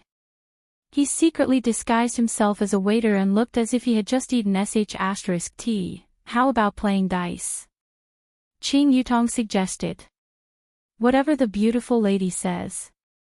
Enchanting smiled faintly. The moment he thought about grabbing onto Ponytail and attacking crazily, he was secretly delighted. Qin Yutong laughed lightly, "It's just that it's boring if there are too few people." Lu Bai smiled and said, "I can do it too. How about we call him along as well?" Qin Yutong pointed at Jiu Yi with her delicate index finger. Jiu Yi was about to collapse. "I really want to cry," but the person who wanted to cry even more was the other waiter. "You guys actually ordered an old waiter, and not a young fellow. Could it be that the taste of beauties nowadays has changed?" How could Lord Jiu agree? He hurriedly said, "Sir, I have to go to work."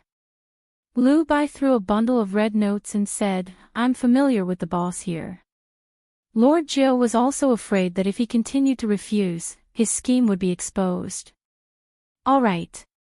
But there were at least 60 bottles here. Which 2 bottles were drugged?" F***ck. This woman was a devil.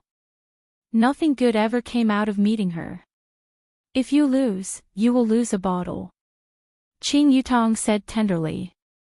Enchanting gave her a thumbs up and said, "Beauty, you're so straightforward. 1 bottle it is."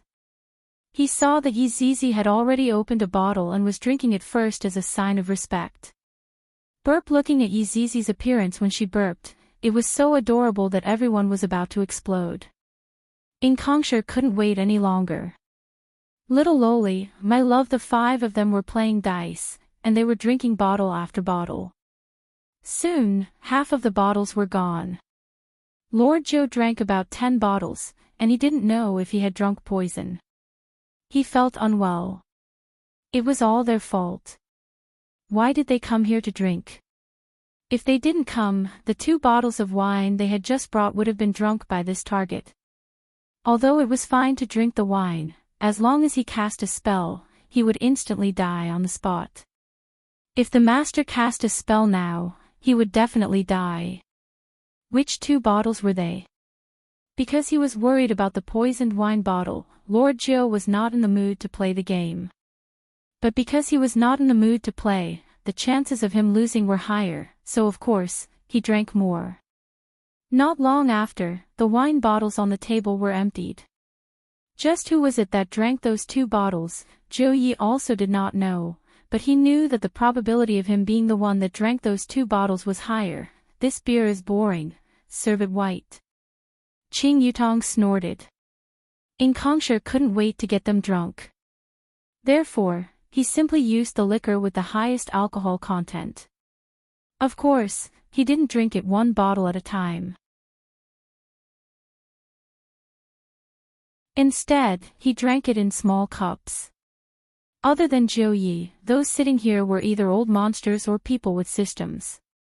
Of course, there were also 2 cultivators. The pitiful Jiu Yi was probably going to cry himself to sleep in the toilet. Why did the immortals call a mortal like him to join in on the fun? Yi Zizi was a little bored. It was not as exciting as I stab you and you stab me. She was playing with Enchanting's Zippo lighter. Lord Jiu could no longer hold on and was the first to fall. The others were like drinking water. The drunk Lord Jiu revealed a gratified smile. He must have dreamed that he had completed the mission. Beauty, you've lost again. Enchanting chuckled. However, it was strange. This woman had already drunk quite a bit. Why wasn't she drunk? Qing Yutong snorted, then looked at Yi Zizi who was playing with the lighter, then said, "Handsome brother, your luck is not bad."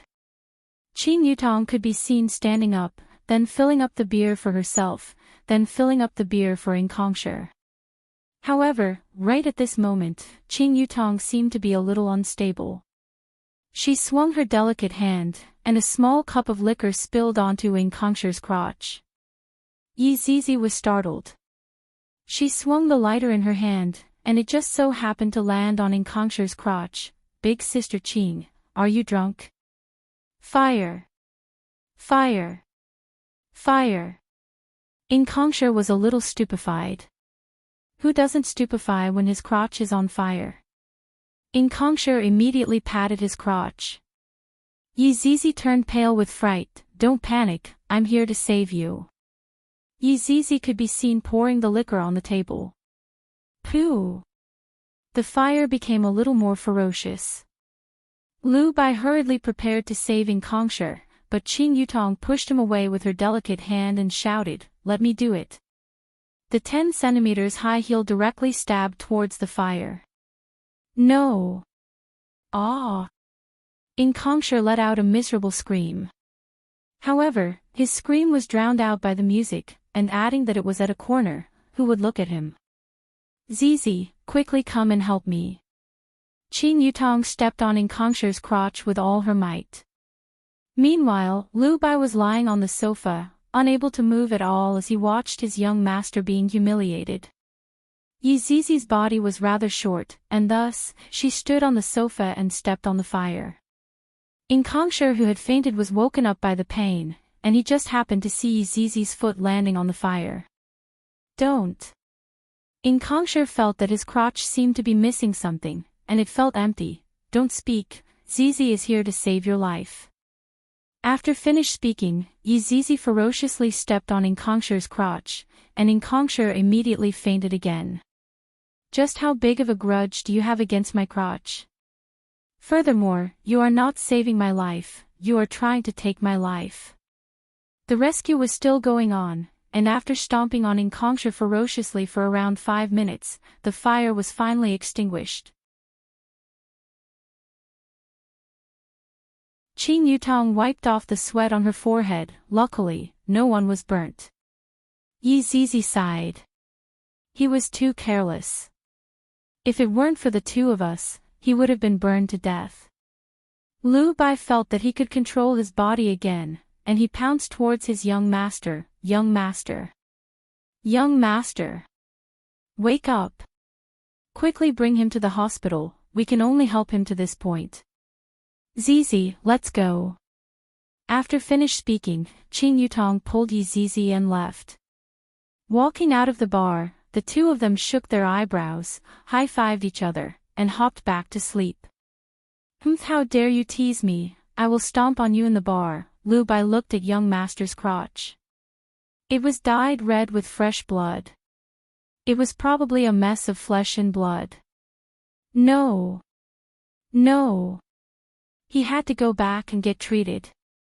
Lu Bai carried Enchanting on his back and left quickly. Lord Jiu, who was originally drunk, immediately opened his eyes. If he did not pretend to be drunk just now, who knows how much he would have drunk. But when he squinted his eyes and saw them being violent, he couldn't help but touch his crotch. It was too cruel. A living person was trampled into a cripple by them. Thinking about how those 10 centimeters high heels pierced into his body, that kind of sour feeling. I reckon that only my target would be able to experience it. Now is not the time to think about this. I have to report to my master. Please don't use any magic. After changing his clothes, Lord Joe immediately returned to his room and sent a message to one of his masters. Master, the poison seems to have been drunk by me. After waiting for a long time, his master finally replied. Lord Joe was a bit stupefied. I don't understand what these 6 dots mean. But no matter what, I still have to report back the message that I just received. Master, although the target did not die, his balls exploded. Lord Joe's master clearly did not react to what Lord Joe said, and was still thinking about what the word balls meant. After a long time, he replied, What do you mean? Lord Joe wanted to give this master of mine a new definition. You don't even understand this. Don't tell me that you are still a virgin. The target might have become a eunuch right now. After finished speaking, Lord Joe waited for a reply. As long as the target doesn't scold me and give me the antidote, it will be fine. Little Joe, well done. Looking at the reply, Lord Joe was very stupefied. What is going on? What do you want? Tell me. Anything is fine. Lord Joe was stupefied. This might be a blessing in disguise.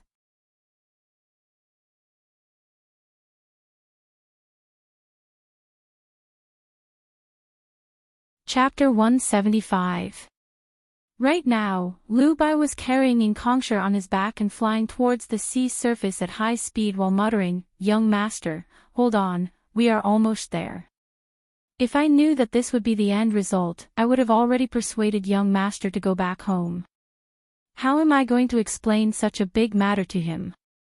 In the sky, Lu Bai suddenly stopped and took out a token. A white halo appeared in front of him and directly passed through. It was still the sea surface, but there was an island not far away. There were ancient buildings built on the island, and a towering city gate extended to both sides of the island. Day and night, the city gate faced the sea and the sunrise. The city gate was grand and magnificent. There were more than 20 buildings on the city gate, but it didn't feel crowded or repetitive at all. There were pavilions, terraces, waterside pavilions, strange rocks, flower beds, and bonsai decorating the buildings. When the guards on the city gate saw someone flying over, they immediately raised their vigilance and shouted, Who are you? Quickly get out of the way, this is the second young master. Lu Bai shouted. The guards were startled and immediately kept their weapons and lowered their heads. Lu Bai didn't think too much and ran straight towards the center of the buildings. That was the resting place of Ing family's family master. As the family master of Ing family, Ing Jingshan didn't have many wives and concubines. In his entire life, he only had this one woman by his side, and her name was Yu He. This was the woman that Ing Jingshan met when he went out to train. She didn't have an astonishing appearance, but she was able to move this man's heart. And Yu He was just an ordinary person. Nestling in her husband's embrace, Yu He slightly frowned and said, Jingshan, won't Kong be wronged by marrying her? How can that be? The other party is Donghuang Baiji, there are countless men who want to marry her. Kong being able to have such a life is also his fortune. Besides, this marriage is not bad. As the family master of Ing family, of course, he would consider everything. And as a mother, she would definitely only consider her son's happiness. Yu He sighed lightly, but I keep feeling uneasy. I heard that this empress is very tyrannical. I'm afraid that Kong will be at a disadvantage. Things will change after getting married. Right now, what we should be worrying about is Ho's marriage. Did he fancy any girl from any family? Ing Jingshan asked with a smile. Ing Jingshan still felt that his eldest son, Ing Ho, was more suitable to inherit his position. At first, he thought that his youngest son would be wronged, but he didn't expect that his youngest son would be marrying Dong Huang Baiji. Looking at my eldest son's attitude today, it seems like he is unwilling to give up. Thinking about it, it makes sense. No matter how much power he has, conquering a woman like Dong Huang Baiji is equivalent to conquering the world. Ho had been working hard since he was a child, striving to become the next patriarch of the Ying family. Kong on the other hand, didn't work so hard. It seemed that he didn't want to be the next patriarch, nor did he want to fight for it. Now, things were great. With a single word from the Empress, his younger brother's status would far surpass his own. How could he be willing to accept this? If he did not work hard, he would soar into the sky in a single bound. Jingshan, I think it's better not to talk about Ho-er's marriage now. After all, Kong-er's partner is the Empress. It's inevitable that Ho-er will feel unbalanced. If he finds an ordinary woman, won't he be even angrier? I don't want to see the two brothers have a falling out. Although Yuho was an ordinary person, after marrying Ing Jingshan, she had slowly learned this kind of worldview. Ing Jingshan let out a deep sigh. I really don't know if this Empress' words are good or bad.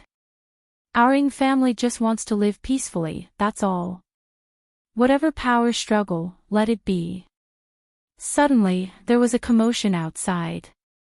It had been a long time since something like this had happened in the Ying family. I'll go take a look, Ing Jingshan said in a deep voice. I'll go with you. The two of them put on their black silk nightgowns and walked out of the room. They immediately looked at Lu Bai and cried loudly, Patriarch, Madam, quickly save young master, he's dying. Yi Zizi and Qin Yutong didn't go easy on Yi Zizi and Qin Yutong, especially Qin Yutong. She was stepping on Yi Zizi and Qin Yutong to death. If Qin Yutong knew that the one she stepped on this time was the second son of Ying family, would she have a different reaction?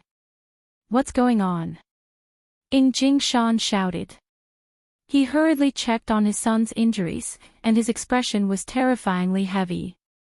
Lu Bai wailed loudly, Patriarch, young master is so pitiful, he was trampled on like this.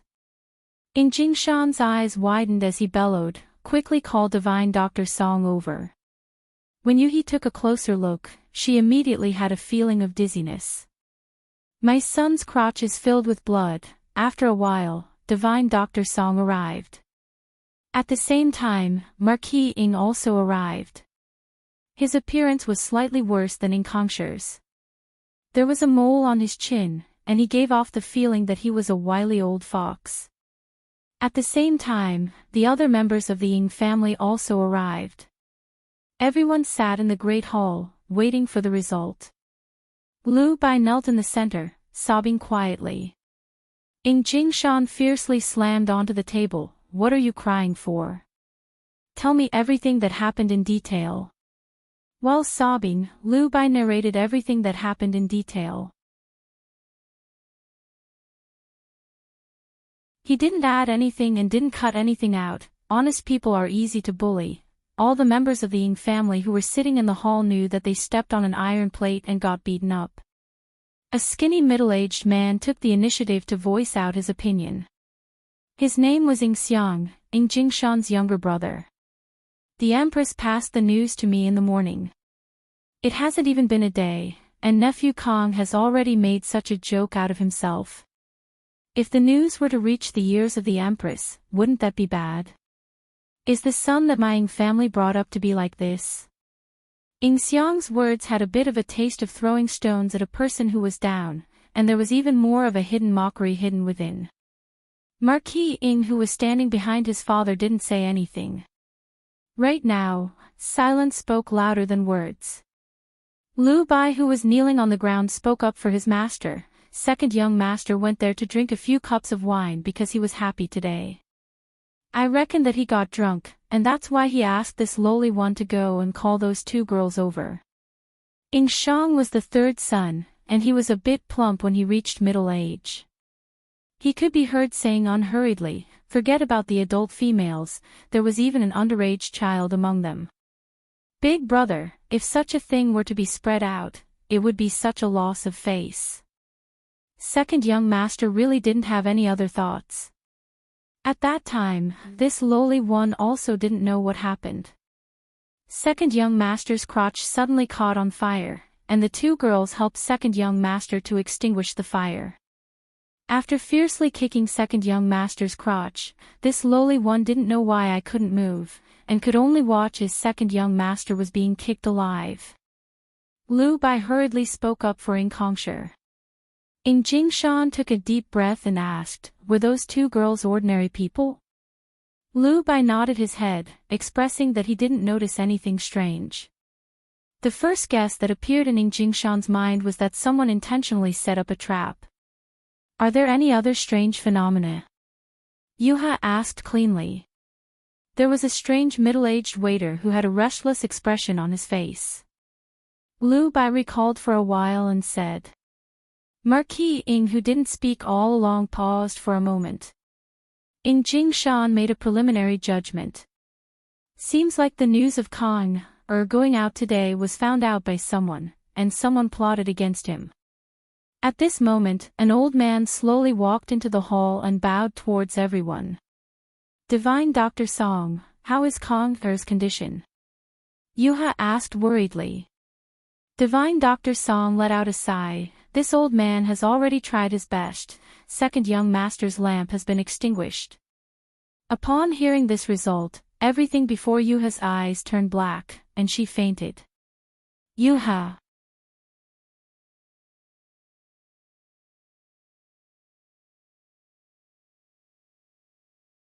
Chapter 176.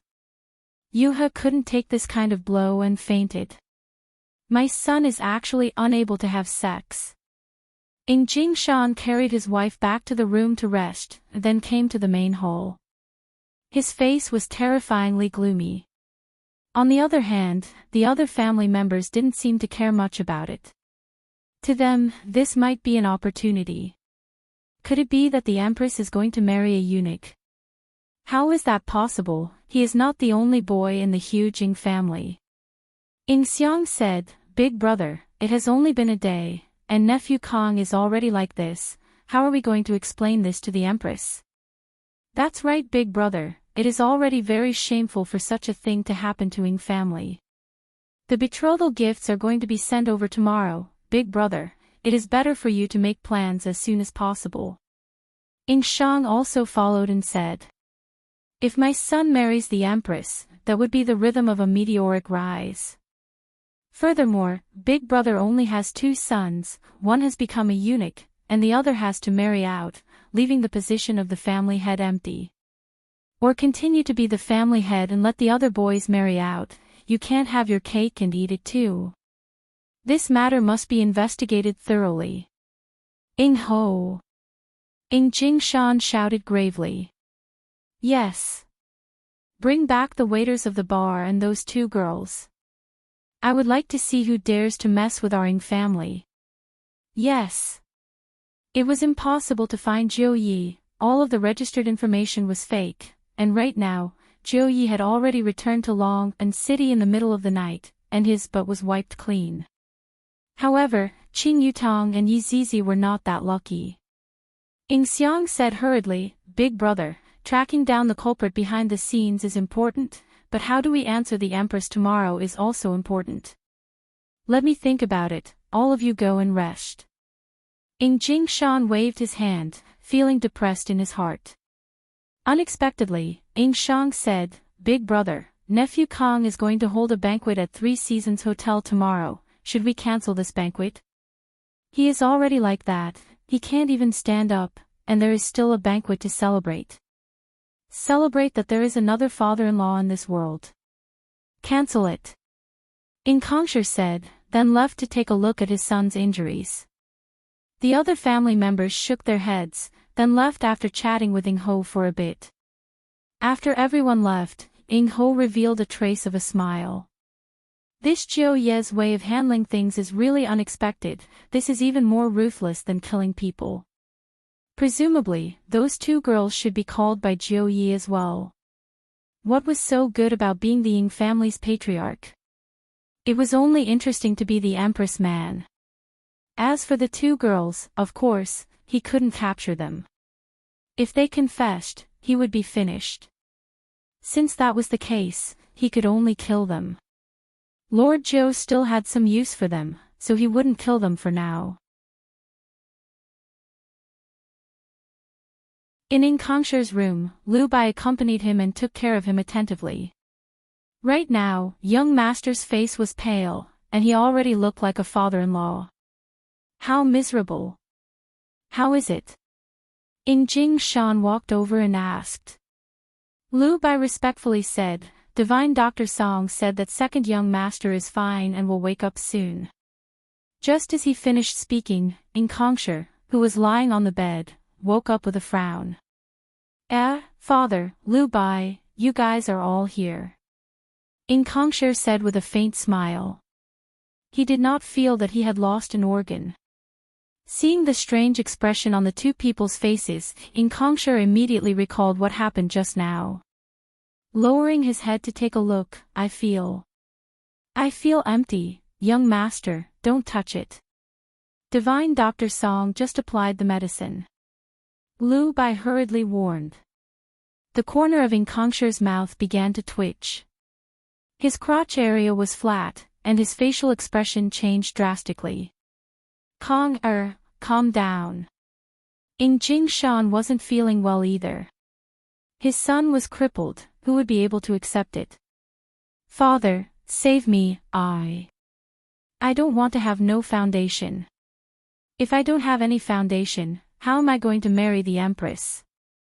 2 hours ago, he was still having a sweet dream, fantasizing about the Empress's body, but now, what exactly happened?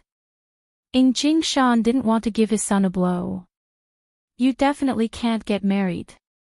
Kongshir's expression immediately became sinister. Father, it's those two women. Those two women did it on purpose. I am going to hack them into pieces. I am going to be a prostitute forever. I heard from Liu Bai that there was a 7 or 8 years old child among them.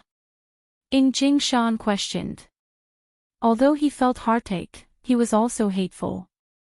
If it wasn't for you lusting after women, how could such a thing have happened? To actually lay your hands on a child, you have lost all your face. Kongshir immediately thought of Yi Zizi's face, that petite figure, and that pair of ponytails. It's a pity that it's impossible for me to grab onto those ponytails right now, not even in this lifetime. Father, I only invited them for a drink, I don't have any other motive. Kongshir hurriedly explained. Jing Shan let out a deep sigh. Father, I still have to hold a banquet tomorrow. I will cancel it for you. You just have to properly recuperate at home. Ho has already caught the person who injured you.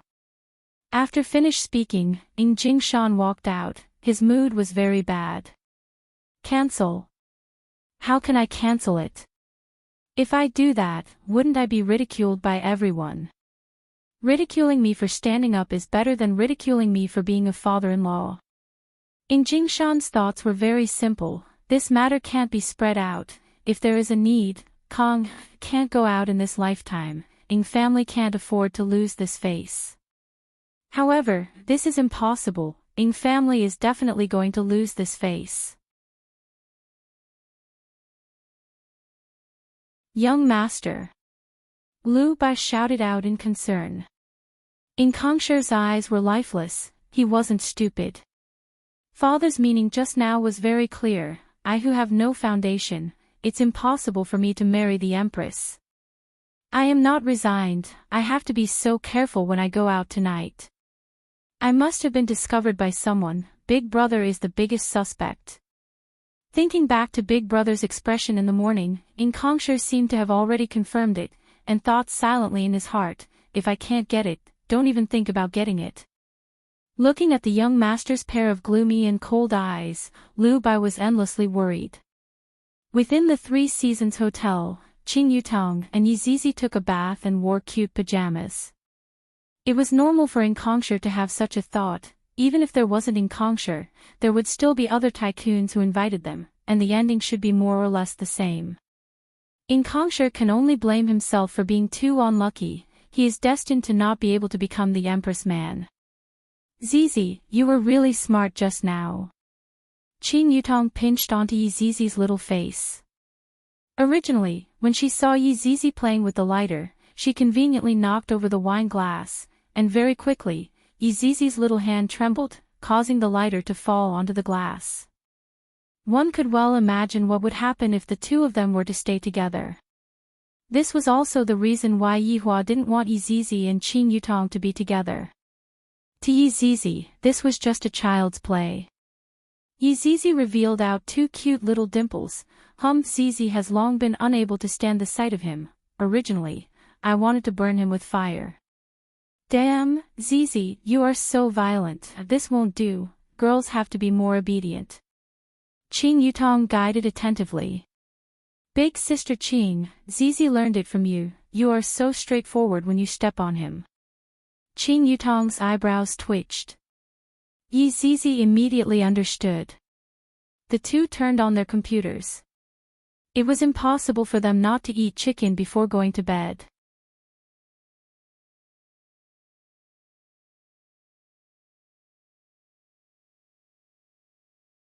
Chapter 177. This person was dressed in black, and he hid well in the dark. An assassin like him didn't need to sneak in at all. He could just fly up and enter through the window. The mission this time was just two ordinary people. It was too easy. Gently floating on the balcony, the black-clothed man took out a short dagger and smeared a layer of poison on it. Killing without leaving a trace. Sneaking a peek at the room at the side, the lights were still on. The man in black started to walk into the room with a sinister smile on his face. However, Zizi. There's someone outside the window. Qin Yutong could be heard shouting out while wearing earphones. The man in black was shocked. How did they find him? Didn't the intelligence say that they were two ordinary people?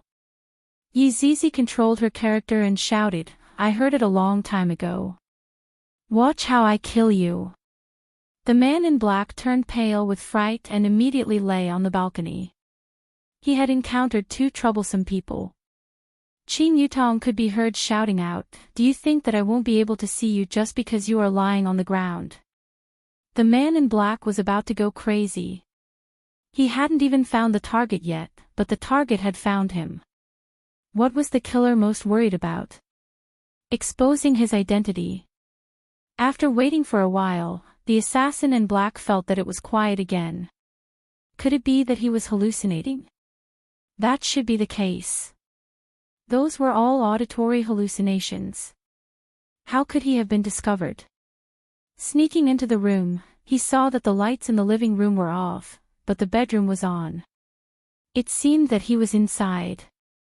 The black-clothed assassin revealed a cruel smile and subconsciously licked the blade. Something doesn't feel right. It seemed like he had smeared poison on it. TMD. His mind was unsettled by what he did just now, and he was actually licking poison. The black-clothed assassin immediately took out the antidote and drank it. He heaved a sigh of relief and went back to the bedroom. There are footsteps. Qin Yutong could be heard shouting out. The man in black was so scared that he leaned against the wall. They were really powerful. His footsteps were almost silent, but they could actually hear him. Yi Zizi giggled and said, Sister Qin, we've stopped a fool. The black-robed man's expression changed. Could this be a trap? He actually jumped into someone else's trap. Zizi, don't move. Wait for me to get my weapon. I'm going to blow his head off today. Qin Yutong's delicate shout rang out again, and this frightened the black-clothed man. He had really fallen into someone else's trap. No. This mission was too difficult.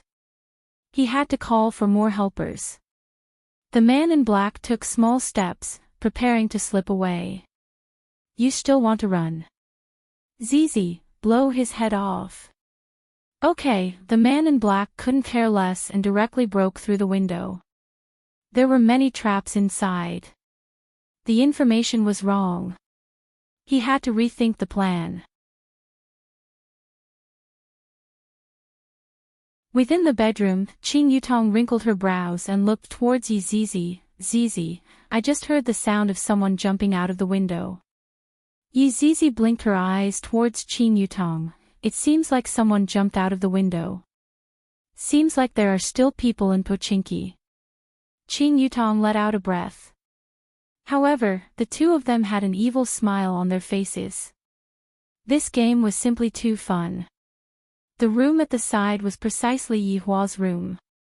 The sound of the window breaking caused Yi Hua to open his eyes, then casually waved his hand. The black-clothed man, who was rejoicing over his escape, gradually disappeared as he flew. It was truly a painless death. Lightly caressing the woman in his embrace, Yi Hua noticed that she was not woken up by the commotion. The corner of Yi Hua's mouth curved upwards. Yi Hua, someone jumped out of the window, quickly come over. Qingya pursed her lips. Seems like she was sleep-talking. Yi Hua shook his head helplessly. Even in his dreams, I always think about playing games, luckily I am still inside. Yi Hua, how did your head get blown off? I will help you take revenge, Yi Hua. This foolish woman, I really want to slap her awake and properly teach her a lesson. In the morning, Qingya woke up very early. Because today was a good day, taking wedding photos, just thinking about it made her excited. Qingya could be seen to have already changed her clothes and pulled onto Yi Hua, who was on the bed. Yi Hua, quickly get up. Are you crazy? It is only 6 a.m. right now. Yi Hua said gravely. Qingya shook onto Yi Hua's arm. Hubby, I am excited, quickly get up, I really can't stand you. Yi Hua sat on the bed, held on to Qingya's waist, and immediately kissed her. Are you satisfied now? Quickly get up. Qingya rolled her eyes at Yi Hua. Messing around so early in the morning, he is really getting more and more excessive. However, I really like the current version of Yi Hua, it is much better than the previous version. Yi Hua let out a sigh. After washing up, he brought Qingya to wake up the other two. Qing Yutong and Yi Zizi only slept at 4 a.m., and they had only slept for 2 hours now, and they were even pulled up. Why is your window broken? Qingya asked curiously.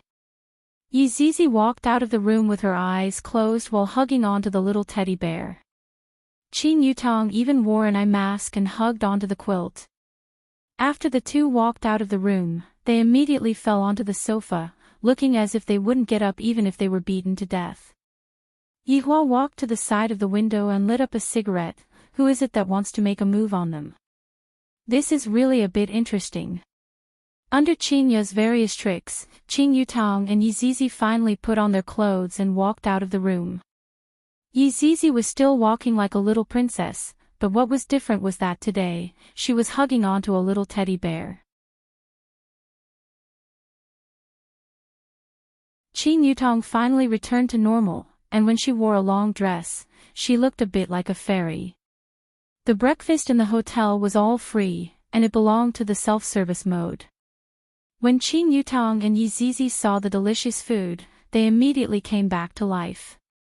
Meanwhile, Yi Hua occupied the seat and continued to act like a master. What is the biggest use of a wife? That is to hug the wife to sleep at night, and serve the wife during the day. That would be meaningless. How could Qingya not know Yi Hua's character?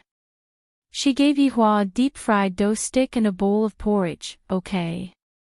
Yi Hua took a look at his, then looked at the other threes. What is this for me? Big brother is so stupid, this is breakfast. Yi Zizi said with a smile. Yi Hua glared at her, and the latter immediately shrunk back. Qingya laughed. All right, I was just joking with you. I will help you get the breakfast. What do you want to eat? Forget it, I don't have much appetite if I wake up too early. Yi Hua said faintly, then drank a few mouthfuls of porridge. Qing Yutong sized up the surroundings. Yesterday, the hotel was still filled with people. Why is there a lot less people today? Brother-in-law, don't you feel that this hotel is a bit weird today? Qing Yutong asked curiously. Yihua had felt it a long time ago, but he didn't put it to heart. Suddenly, two men sat behind Yihua's table with breakfast in their hands and whispered to each other. I heard that today's banquet was cancelled, causing me to rush over here in a hurry. I still have to rush back to attend a parent-teacher conference for my child today. Isn't it the same for me? I didn't even participate in the group's expedition yesterday night.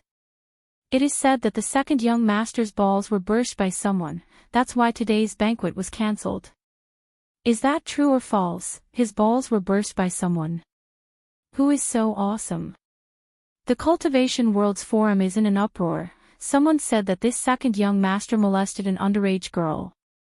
666, the man who is going to marry the Empress is still like this, awesome. That's right, isn't he afraid that the Empress would roast him? When Yihua heard about the underage girl, he looked towards Yizizi and thought about the assassin from yesterday night. Needless to say, it was definitely done by these two people. Qing Yutong and Yizizi silently ate their breakfast, not knowing what was going on.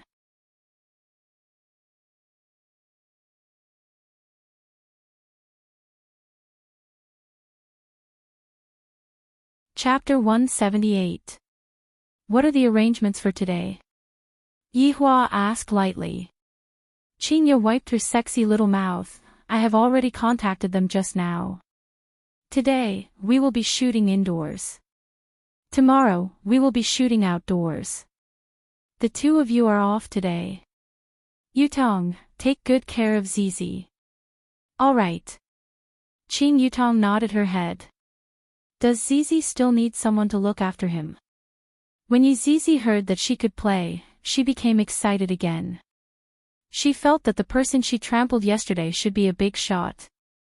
If she wasn't wrong, there should be more to it. She had to properly discuss with big sister Qing about how to play the person to death. Just thinking about it made her excited. It was a pity that the big bone dragon and gluttonous monster weren't able to come. One day. There was still one more day tomorrow. Can't it be completed within an hour? Yihua found it hard to believe, just taking a photo actually takes 2 days. He could watch many episodes of Calabash Brothers saving Grandpa in the next 2 days. Qingya knew that Yihua was getting impatient, and as if she was coaxing a child, she said, "It will be very quick, it will only take around 10 sets of clothes, and furthermore, you will be able to carry me for the entire journey, that's more like it." Qingya felt a bit of a headache. This husband of mine is too clingy. Looking at his posture, he seems to be wishing that he could hug onto me 24/7. He is becoming more and more adorable, especially when he is putting on a straight face. If Dongwang Baiji were to hear Qingya's inner voice, just thinking about how Dongwang Baiji would react was a bit exciting. Seeing that they were almost done eating, Qing Yutong pulled Yizizi up and said, "We are full, we are going back to our room to sleep. Remember to have the glass changed, it's dangerous." Qingya warned. "All right. Eldest cousin, eldest sister-in-law, Zizi will not accompany you anymore." Yizizi waved the teddy bear in her hand and said with a smile. On the other hand, Qingya was all smiles. Xiao Zizi is truly adorable, scary. In order to obtain more accurate information, Yihua first contacted Wei Chang. "Is there any information?" "Your Honor, give subordinate 1 minute." Wei Chang immediately contacted Death Mage. "Is there any information?" Right now, Death Mage wasn't staying in the park anymore. He was staying in a hotel. Although the hotel wasn't very high class, at least he had a bed. Yes. In the south, Sonia seems to be making a big move. I thought they were going to fight, but half of them left this morning. It was good that there was information, but he was afraid that there would be none. Wei Chang said, "Good. Good job, keep an eye on him." "Yes." Master. Death Mage took a look at Sun Fang, who was beside him, who was still unconscious, then went back to focusing on playing the game for 100 years. I didn't expect that this kind of information would actually be praised by my master. Not bad. Wei Chang passed the information back to Yi Hua, and Yi Hua praised Wei Chang. Finally, Wei Chang has done his job well. However, I still need to investigate further. Then, Wei Chang gave the order to Death Mage. Death Mage, who was lying on the bed, naturally accepted the order unconditionally. However, right now, he had a bit of a temper. GGG, Royal Translation. What kind of lousy game is this? It has never F*King won before. You want to cheat me of my money? I'll uninstall it and leave the mobile game world. After saying that, Death Mage really uninstalled the game. This kind of determination was really scary. Opening up the international news, Death Mage began to skim through it. This is also a skeleton that worries about the world's affairs. Suddenly, an advertisement attracted Death Mage's attention. Good, big scum. I'm scum. I've acted in many dramas, but games.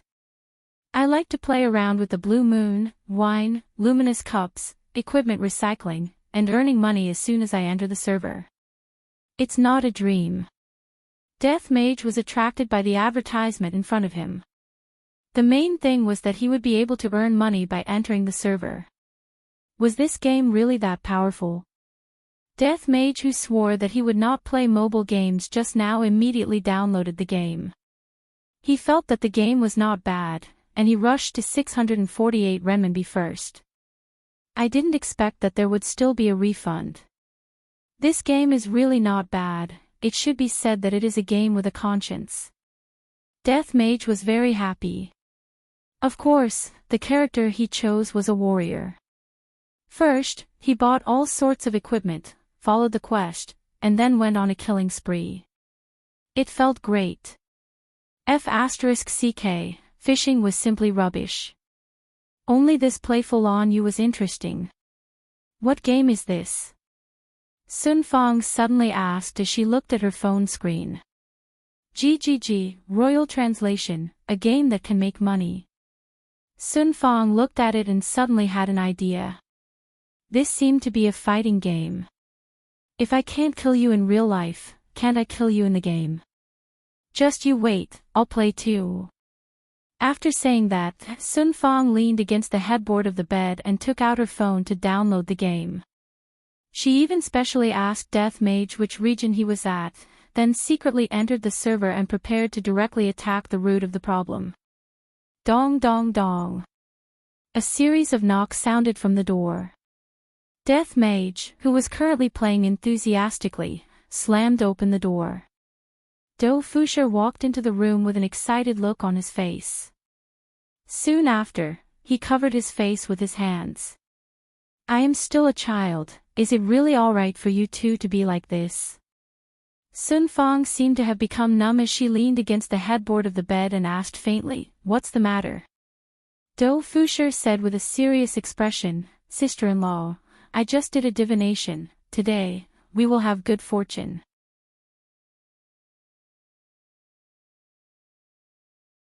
Sun Fang silently tapped on the button to top up her account. 648 renminbi was gone. Oh, seeing that the two people on the bed didn't seem to have any intention of getting up, Do Fusher felt very hurt. Big brother, sister-in-law, I can't keep supporting the two of you forever. There will be a day when I will also run out of money. Ha! Ha! Ha! The sound of a warrior hacking rang out from the speaker. Do Fusher was a bit in despair. These two blood-sucking bugs, if we succeed today, big brother, sister-in-law, you don't have to worry about the problem of topping up your account in the future. Becoming number one in the entire server would not be a problem at all. As expected, Death Mage and Sun Fang slightly raised their heads. Death Mage thought about becoming number one in the entire server. Sun Fang thought about killing the number one in the entire server. Sun Fong typed on her phone, "Do it." Dou Fusher was overjoyed, and he hurriedly said, "I divine that there will be good fortune coming from the north today. It must be some expert. Big brother, sister-in-law, your battle prowess is very high. As long as we intercept it, you won't have to worry about food and clothing in the future." As long as Sun Fong was able to get rid of the skeletons beside her, she was willing to do anything. "Open your mouth," Sun Fong said faintly. "Ah. Open your mouth." Dou Fusher helplessly opened his mouth. Sun Fong swung her hand, and Dou Fusher felt that something was swallowed by her. "You have already eaten my dying pill. If you dare to lie to me, I will not give you the antidote."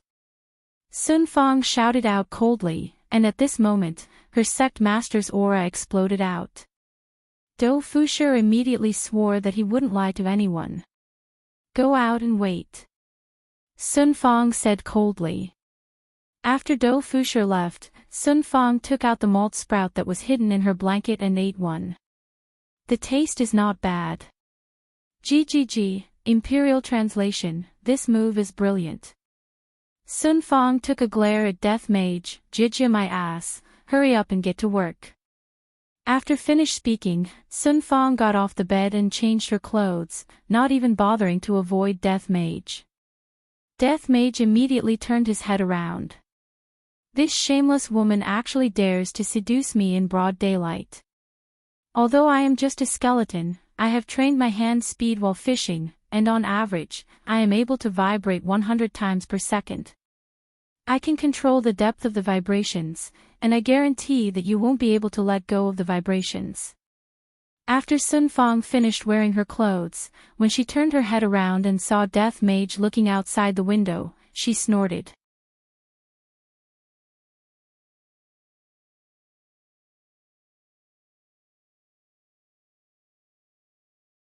Chapter 179.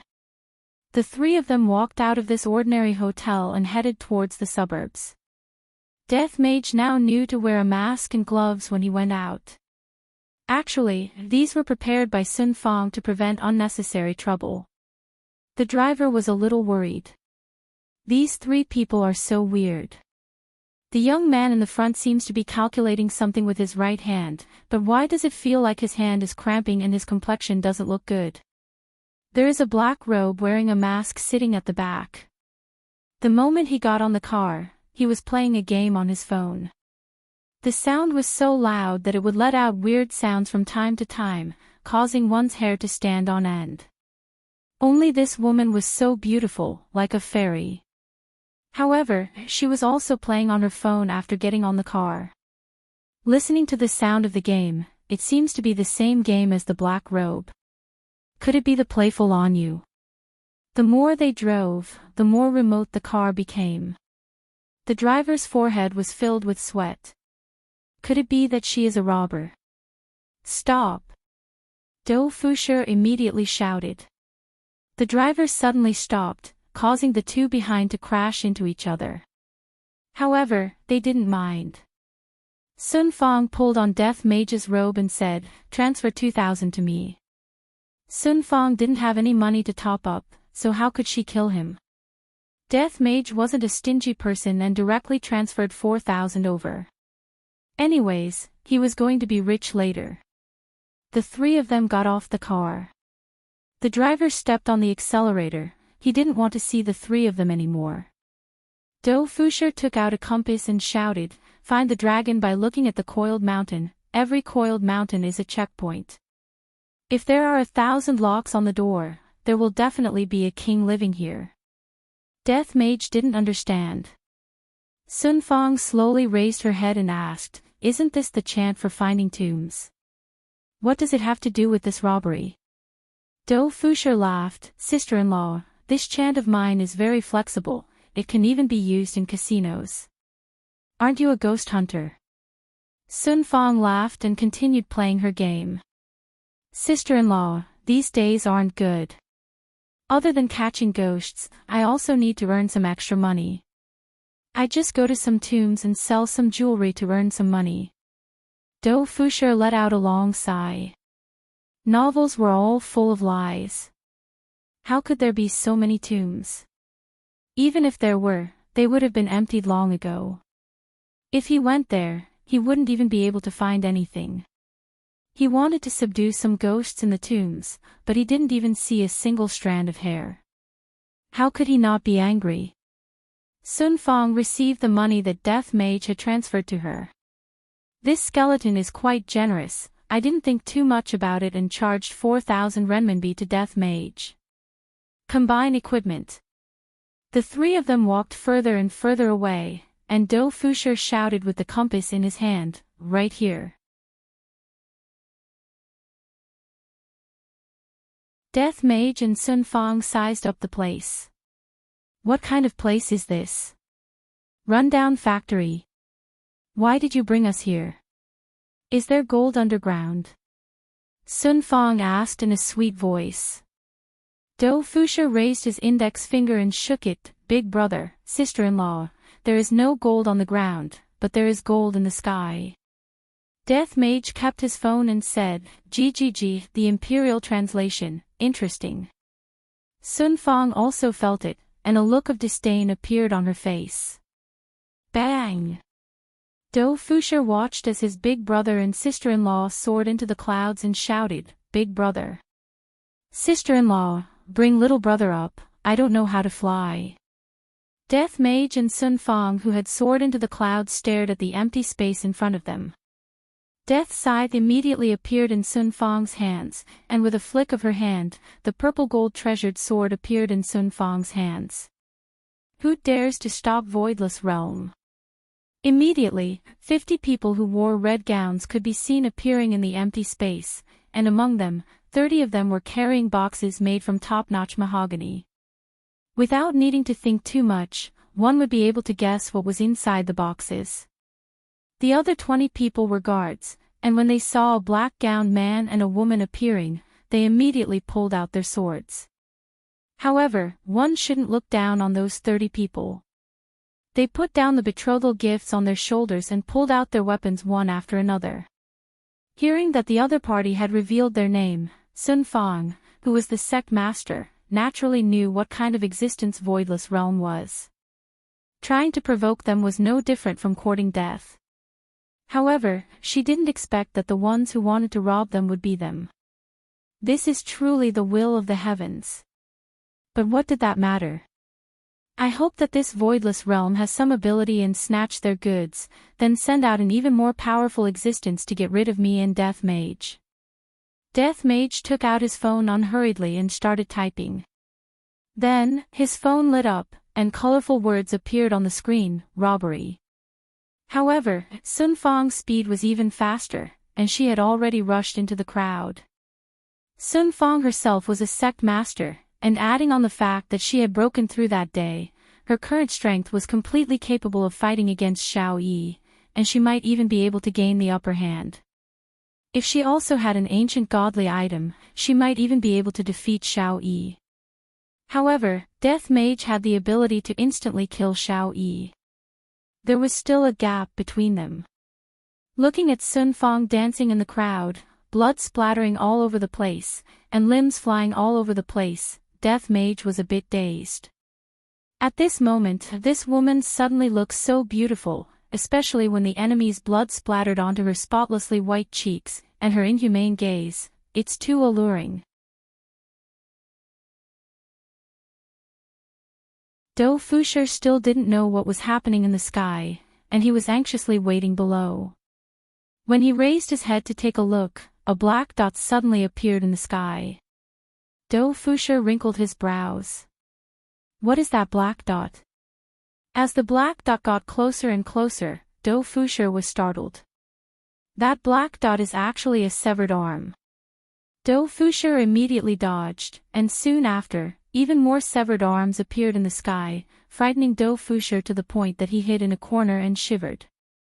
This malicious ghost couple is too terrifying. In the blink of an eye, only 10 people remained out of the 50 people. Sun Fang felt very happy in her heart, and the pain that she had been suppressing in her heart exploded out at this moment, and she felt a lot more comfortable. You all sure have guts. Not only did you all steal Voidless Realms goods, you all even killed Voidless Realms people. Just wait for your deaths. One of the men shouted out loudly, then nodded his head towards the other men, then scattered in all directions to go back and report what happened. Sun Fang swung her slender hand, and the purple gold treasured sword transformed into a rainbow and pierced through one of the men's body. However, the other men were unable to be killed. Death Mage was very disdainful. What bullshit, Voidless Realm, my master is able to exterminate you all with just a single move, and his honor is able to exterminate you all with just a single word. And me. GGG Imperial Translation, Tentacles of Darkness. Countless big, round, and thick tentacles appeared out of thin air and attacked towards all directions. Back then, this move scared Xiao Yi to the point that he had to flee in all directions. Facing against the unparalleled Death Mage, Voidless Realms people were unable to resist at all. Their bodies were pierced through, and in the end, they were devoured by the tentacles. This move is very similar to Wei Chang. This was the first time that Sun Fang saw a Death Mage using a technique, and she thought to herself, what would happen if I were to face Death Mage's technique head-on? If my speed isn't fast enough, I will end up the same as them. This damned skeleton, how can he be so powerful?